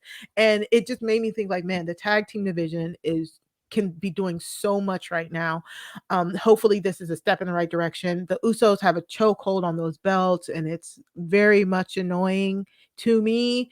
But outside of the title picture, I really want them to continue these style of just feuds, because Brianna Brandy or BFAB, Hit Row is mixing it up with Maxine from Maximum Male Models here, because who was it? Top Dollar decided that he was almost about to throw his no, he wasn't. Over the road. No, he wasn't. He didn't decide. I said, Top, no, stop it. Who was that? Maxine broke it up. Thank God. Maxine broke it up. Yeah. She was like, baby, we can't do this today. Yeah, you're not about to land on my models. Right. You have to sit down somewhere, because this ain't. Who does he think he is? I don't know, but it was. I was ready for it. Funny. I want it. I love it. I want it. I want to see him fly. No. Marseille and Mansoor took some Mansoor was taking a beating. He was taking some good punishment. They did have their own little moment where they looked dead into the camera and did some posing. I love anytime Angel takes his pants off for the Los Lotharios. That's my favorite part of the match. I don't care. Yeah. If I miss that part, I'm so upset and I have to rewind. It makes no sense. He's been doing it since he was in NXT. He always comes out with the long pants. He has to stop in the middle of the match to take the long pants off. It's like, why don't you just come out in the trunks? It doesn't matter. I loved all it's so of much this. better that way. Exactly. Exactly. It points out how ridiculous it's just you have your long pants, whatever. You rip it off and I'm glad he's wearing. I mean, Well, The I was gonna say, banana I'm glad hammock. he's wearing trunks under because it is a family show. But you never know. Like one day it might just be like, boom, And we'll see how live TV. quickly Kevin Dunn can get in 8 angles of that. He'll be like, But ooh, yeah. new demographic. Yeah. It was good. It was such a fun match there. And the Street Profits and Hit Row won. I don't know. Again, I don't know what they're doing with these tag titles because they were trying to say like with the Fatal 4-Way on Raw, it was supposed to be the contender match. It did not finish. It sounded like on commentary they were really beefing up the Street Profits. I'm like, the Street Profits have lost to the Usos so many times. It's like it truly can't be them. You know what I'm saying? And it's just like I need them to build one of these tag teams up. I think it's so stupid that the Usos have both the belts. Like it's no point in any of that. And they're not even. I hate that they're not even a part of the tag division. They're so busy running around behind Roman that they're not even like commanding their division. So and yet they're still somehow at the top of it. Like they could make the excuse in kayfabe that maybe they're distracted, they have a lot going on, but no, they just kind of pop in and win and keep their championships and then pop out, and it's not fun. Yeah, I don't know. I just would rather see maybe one of these tag teams have the belts on. You know what I'm saying? Just because it's just so fun and refreshing and seeing all of them fight. Like that's another thing. Like at the end of the day, you are wrestlers, and when you get in that ring and you wrestle, that's the crowd gets behind you as well. Like you can do all the talking you want to and all of that, but you have to back it up in the ring. And the Usos can. We know the Usos can go in the ring, but it feels like they barely go for tag team anymore. And when they do, they're doing singles matches and they're getting beat. Like it's just like, why do I want to keep seeing the tag team champions get beat by these solo stars because they're not doing tag team wrestling? It just doesn't make sense. So but like I said, fun match. People were talking about like, why are the Street Profits and Hit Row together? Like, is it because they're all black? Like, you see it? Yeah, that was kind of funny. Yeah, but are we complaining? No, I'm not. That was like that match was so diverse. Like I just exactly like I don't even think there were like Sami Zayn didn't even pop up and just try to insert himself. We love that. Just Max and Maxine. We did get like there was a little digital exclusive there where Max Dupree said this line where it's like, oh, you got to go through the day to get to the night. So Max Dupree's other name was LA Knight, of course, well known as Eli Drake in TNA, like really good talker, really good wrestler. When he came up to the main roster, he got put in a manager role. Why? We have no idea. Maybe because again, he's a good talker. He's a great talker. We talked about it before. He very much is a student of The Rock. Like he talks like he cuts promos like The Rock does. But he hasn't really wrestled since he came up to the main roster. So people are thinking that he's going to maybe go back to his old gimmick, which would be great. I just love Maximum Male Models, so I hope that continues.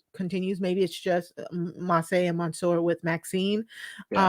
But I'm fine with that. I'm fine with him going back up. Just don't mess up Maximum Male Models. And people are noticing like Butch has gone back to like Pete Dunne has been he's been wearing his singlet like he did when he was Pete Dunne. His hair is out. He's not wearing these why I oughta hats anymore.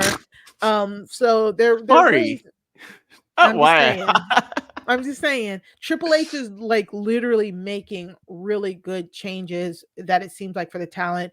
We forgot, I meant to bring it up. Karrion Kross, like we were talking about, the Harbinger of Doom came out to attack Drew when he was going up against Solo. They did the whole gray and white. How do we feel about the gray and white here? Chappell, how do we feel about when Karrion Kross attacked, everything went to the gray and white scale here? I think that's pretty cool. I love how they make Karrion Kross like so vicious, and like I said, the Harbinger of Doom is such a cool name. So I think it all it flowed. I think it was a really good spot for them. Because I was like, who is this guy? Like I remember him being in the crowd and I was like, I think I remember him, but as a casual, it just didn't pop out. And then when I see him in like the ring and he's doing the things, I'm like, oh, okay, I see what's happening with his wife Scarlett there. Like, I was gonna say in the realm of things, kinky things potentially.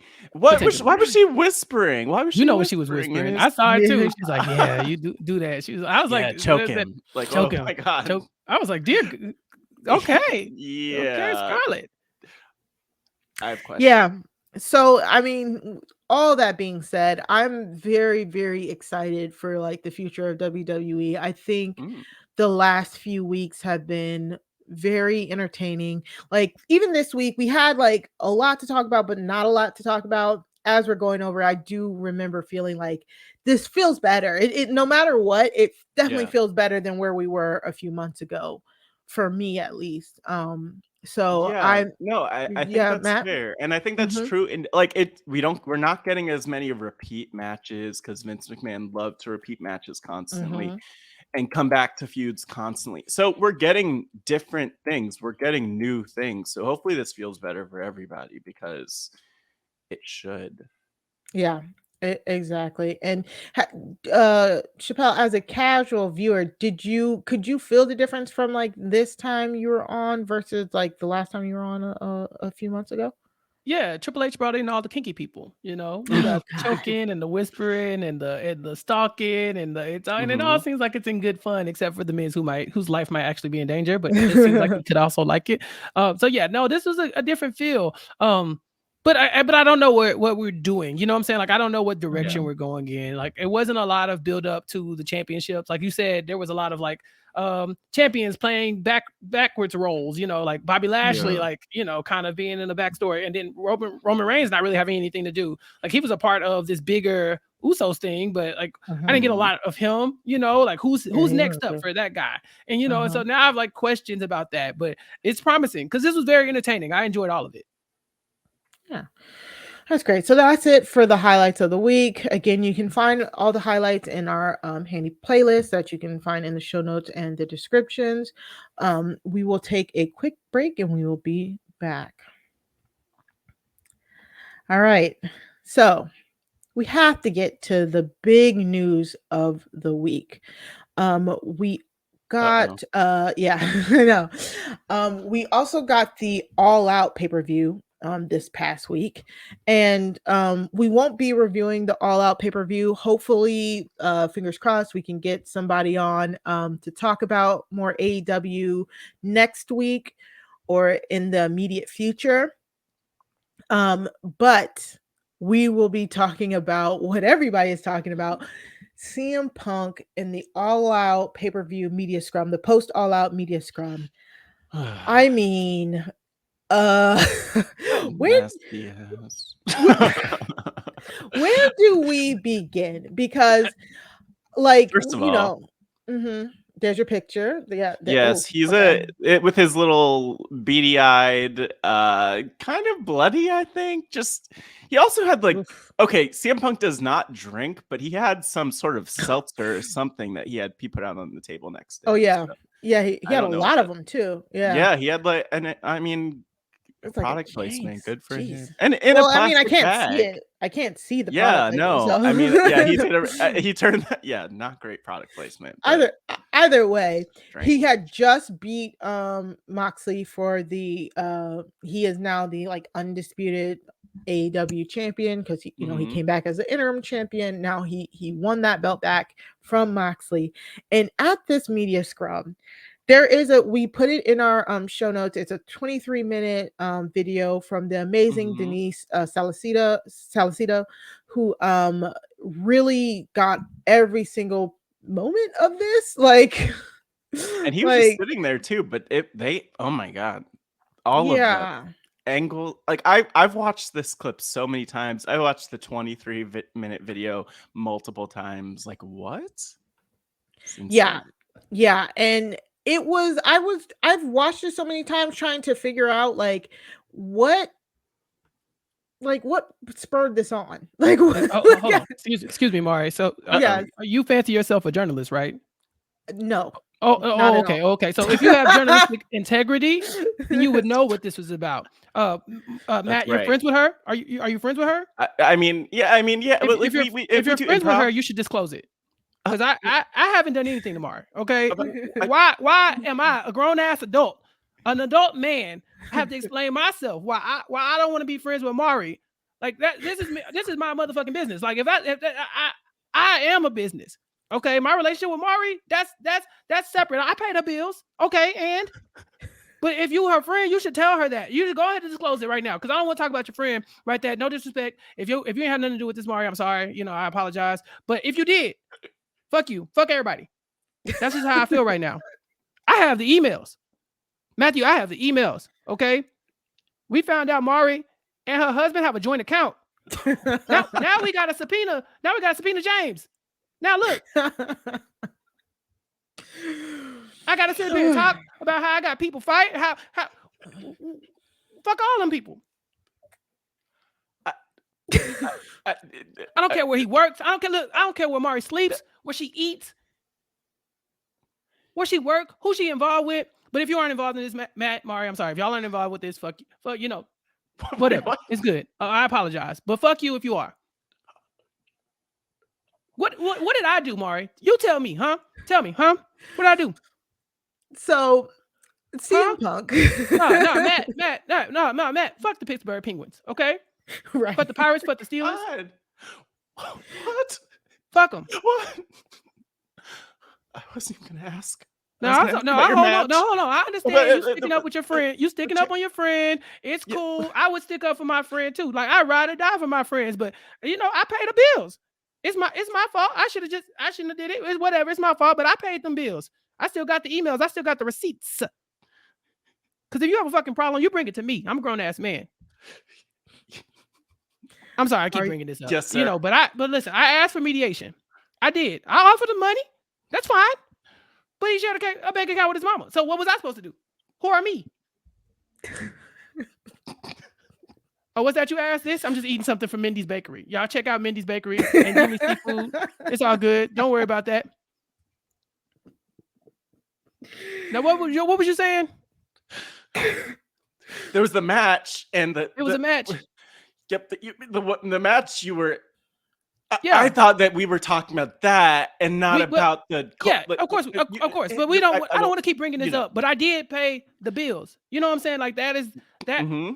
Like I just want people to know that. You know what I'm saying? Like we had to bring in his mama Marsha. Say, hey Marsha, come on, we subpoenaing you because y'all got a joint account. Like I know we talk about the fighting and the business. This is a business side, but like also I'm a grown ass man. You come to me. Yes, sir. Okay. But okay. What do you think of MJF? I think that we have a good wrestling match. Like he's a good wrestler and I'm a good wrestler. But honestly, Scott Colton and I ain't never known each other. I don't know Scott Colton. Like we used to be cool. But I'm a grown ass man. You know what I'm saying? Like my relationship with Scott Colton, whatever it was, whatever it is, whatever it may be, whatever it will be, that's none of y'all's business. So I don't even know why y'all keep bringing it up. Stop bringing it up. Let's talk about the wrestling. Let's talk about the business side. I'm sorry. I just want to. Are you going to drink any of those waters or those seltzers you have sitting there? Oh, water. Water. Yeah, this is definitely water. 100% because I don't drink.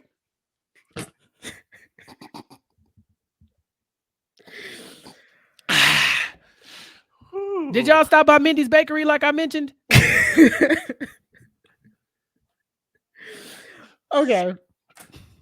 That was a dramatic reenactment. Word for word, bar for bar. That was just as uncomfortable as it must have been in that room. So this man, don't crack. Honestly, I cannot confirm or deny.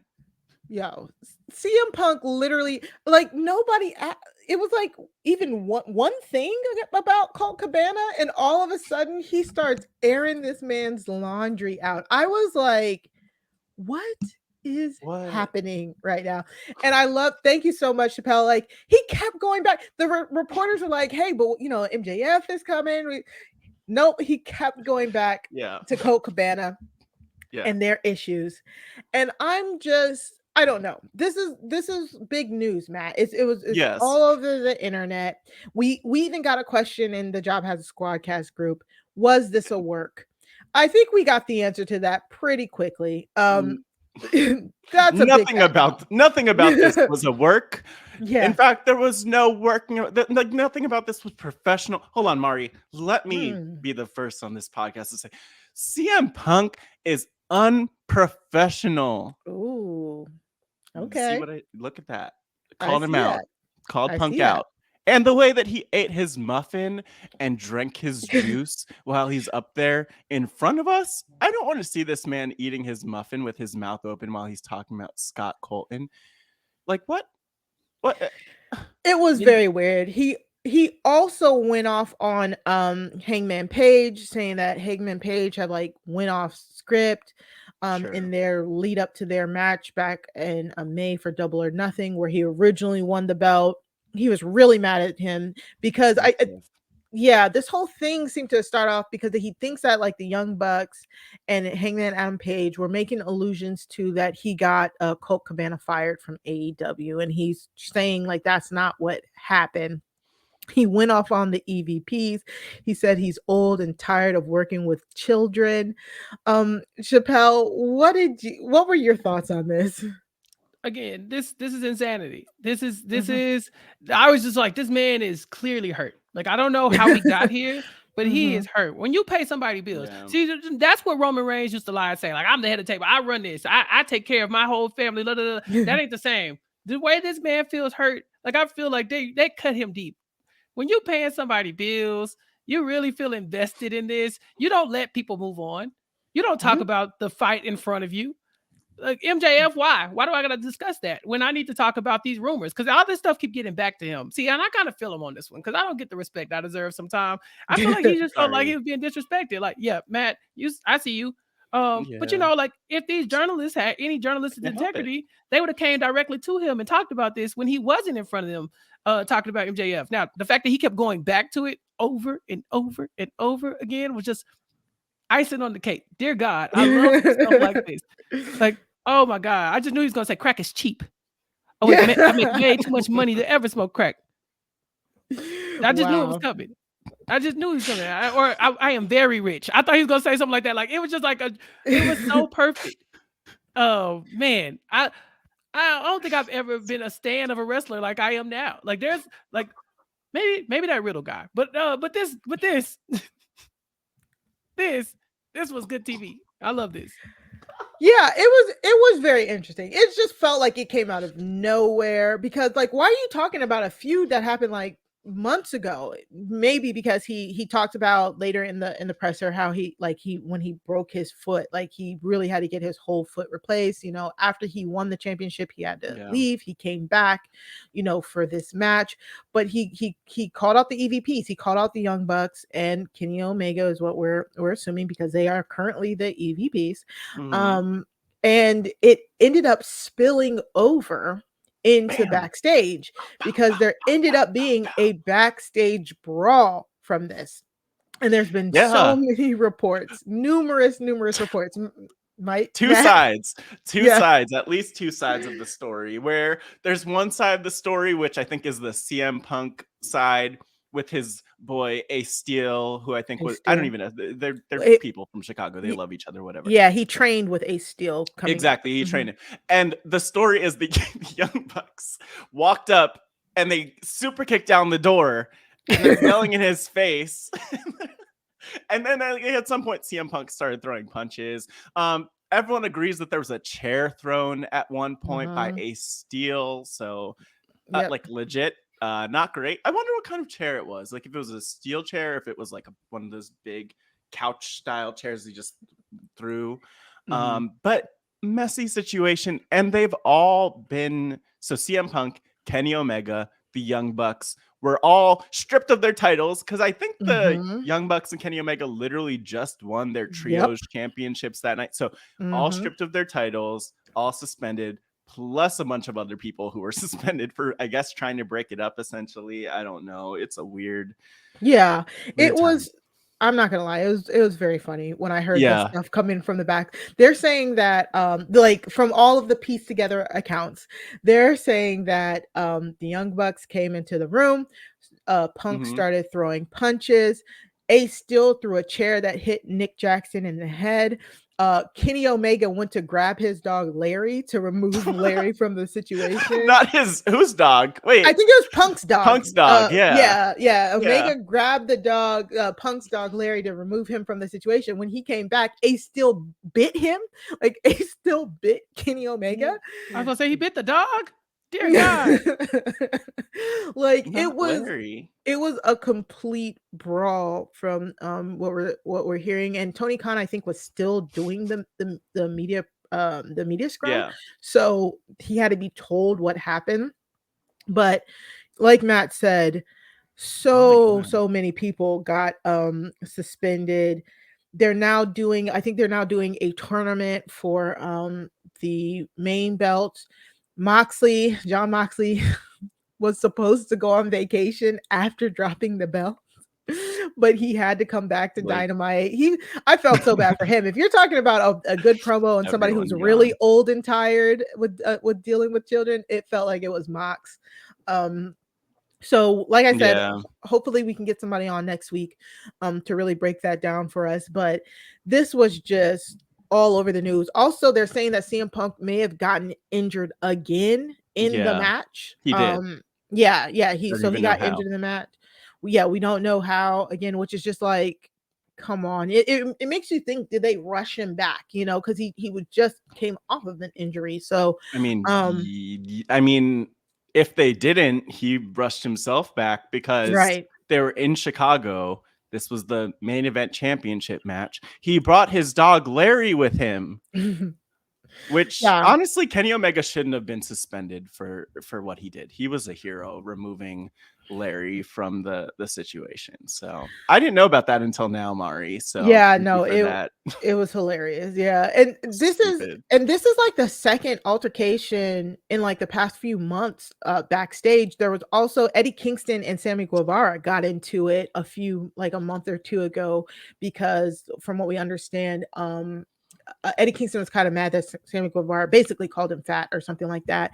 So, and they both got suspended from what I understand. So it just makes me wonder, like, again, this company doesn't really have creative writers. They basically let their talent go out and shoot promos, on each other. But if this is the second time that somebody said that they're an opponent against has said something they don't like, maybe we need to kind of rethink this structure of how we do things here. You know what I'm saying? Like that, these type of backstage issues. Now there's all sorts of rumors about the Young Bucks putting out feelers to WWE for when their contract expires in 2024. Sure. Omega too, like, we're hearing a lot of rumblings about some disgruntled stuff. We're not here to talk about that. We don't care. Like, we say we are not wrestling journalists. We are here to just give our reactions to wrestling. So whatever comes of this, we'll try and like keep up with it. But any final thoughts on the CM Punk media scrum fallout here, Chappell?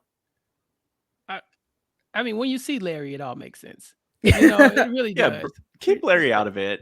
Yeah, because I saw that tiny precious dog, and I just imagine him like they're throwing ottomans at each other and stuff. And he's like, Larry, and just like grabs it around. Larry, please, and he's like, poor Larry, look at him, look at them eyes. Larry looks like so afraid. I did see the clips of Larry in the crowd as well. So Larry on All Out was like, he was in attendance, and maybe we'll get more of Larry moving forward. But this is a mess. So they really got to figure out what they're going to do with all of this, because I feel like the company is out of control, and it's not a good look. Yeah, I need someone to interview Larry about what happened, because that's not right. And honestly, he should have been more involved in the fight. Like, you are a dog, you could bite. It shouldn't be Ace Steel biting people. It should be you, Larry. Do your job, Larry. Come on. Yeah. So for more news and stuff like that, you can follow us on the Wrestling RHAPup by going to robhasawebsite.com/Wrestling RHAPup to hear our takes on the highlights of the week in wrestling. Chappell, it's been so awesome getting to do this with you again, our most decorated guest. Yes. Look at that. Where can the people find you? Follow me on Twitter at Chappell's_show. I'm still podcasting a lot, so there's a lot to check out there. I'm on post-show recaps talking about Tales of the Walking Dead currently, AMC's hit anthology series spinoff of The Walking Dead. So I'll be on there with Jessica Leese, AJ Mass, Josh Wiggler, and myself. And then when The Walking Dead proper starts back, we're going to finish off the series finale of The Walking Dead. So the last, 8 episodes, I think, of the entire series. There's like 4 spinoffs, so no worries. There will be plenty of zombies left for everybody to talk about. But it's almost over, and so we'll be covering over there on post-show recaps. Also on post-show recaps, Mari and I have coming up very soon coverage of the final season of Atlanta. So we're about to close the book on that with LaTanya Starks on post-show recaps. So check that out too. I believe I will be on the Big Brother recap for the next week on Wednesdays. What is it? HOH episode, or I guess it'll be the veto episode on Wednesday. And so I'll be recapping that on Rob Has a Podcast. Also on Rob Has a Podcast, I'm still doing nothing but Netflix. And so we will be talking about Dated and Related this week with Rob, Sister Nino, myself, and our special guest, Kirsten McInnes. I think that's it for now. I was just on post-show recaps as well, talking about Game of Thrones versus House of the Dragons with Josh Wiggler. He kind of took me through I guess this competition. They're comparing season 1 episodes with season 1 episodes of House of the Dragon, and so we got to look back on season 1 episode 3 and this most recent episode of House of the Dragon. So that was fun. But yeah, I'm just bouncing around, podcasting, having a good time. I'll be on the Shit 90 Shows Taught Me podcast talking about Cruel Intentions this week. No. Yeah, so Jess Sterling and Sarah Ferguson will be talking to us about that. Matt, you familiar with Cruel Intentions? I don't want to talk about Chappell, and I'm still pissed at you. Still pissed at you. Don't come for me.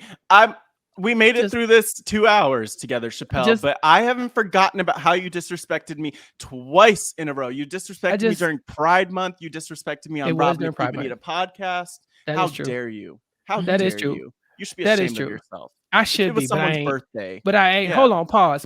Listen, I'm a grown ass man, okay? So listen, if y'all got a problem with me, you come to me and tell me you got a problem with me. Also, Mindy's and Jimmy's. But that's don't about check it. My bank account. Yeah, that's about it. Thank y'all for having me again. Yes. Matt, what do you have going on? First of all, I would just encourage people to go back 2 minutes just to take in all of the plugs from Chappell, because there's so much there.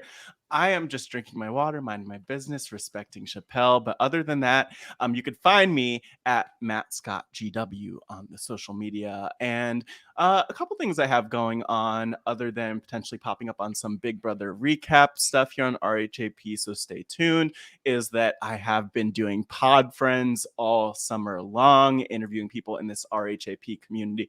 And this month is when the current season of Pod Friends, no one's counting season numbers, who cares, but that's when it ends. So I have some interviews coming up the next few weeks, so check that out. Pod Friends drops every Sunday night in the Survivor off season. And speaking of Survivor, I was part of Survivor Philadelphia, and you know what, we just had episode 8 air, and guess what, I'm still there, baby. King stays king. So I'm just saying, there are 2 more episodes. It goes until the finale on season 10. Well, I mean, I don't know if I'll be there, but there's 2 more episodes. So spoiler alert if you haven't watched it. But you could check that out. And running the game. I'm still there, baby. I'm still there.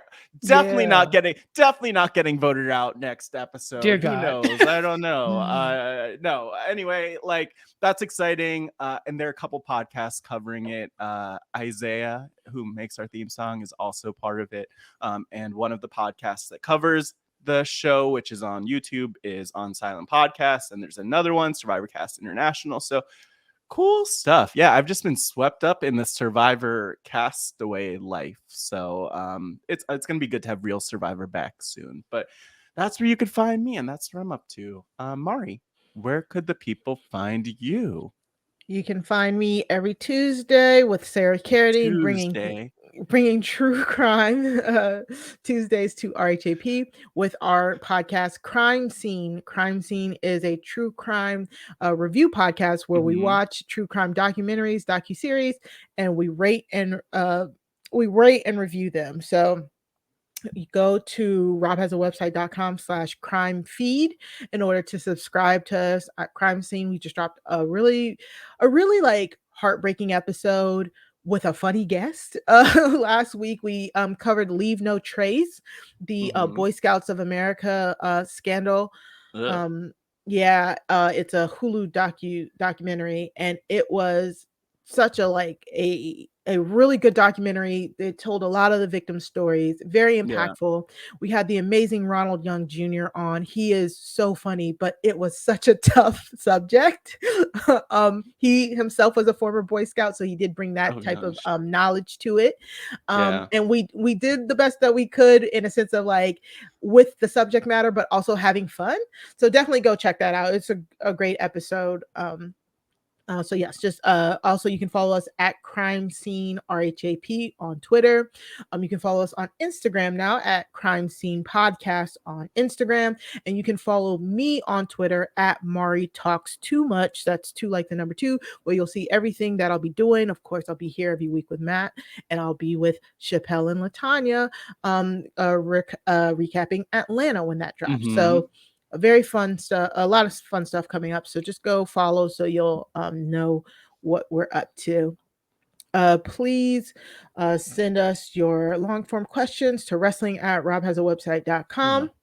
Again, follow us at Wrestling RHAPup on Twitter, and in the Job Has a Squadcast Facebook group, so you don't miss when we do our live review podcast on the pay-per-views. So go subscribe and follow now.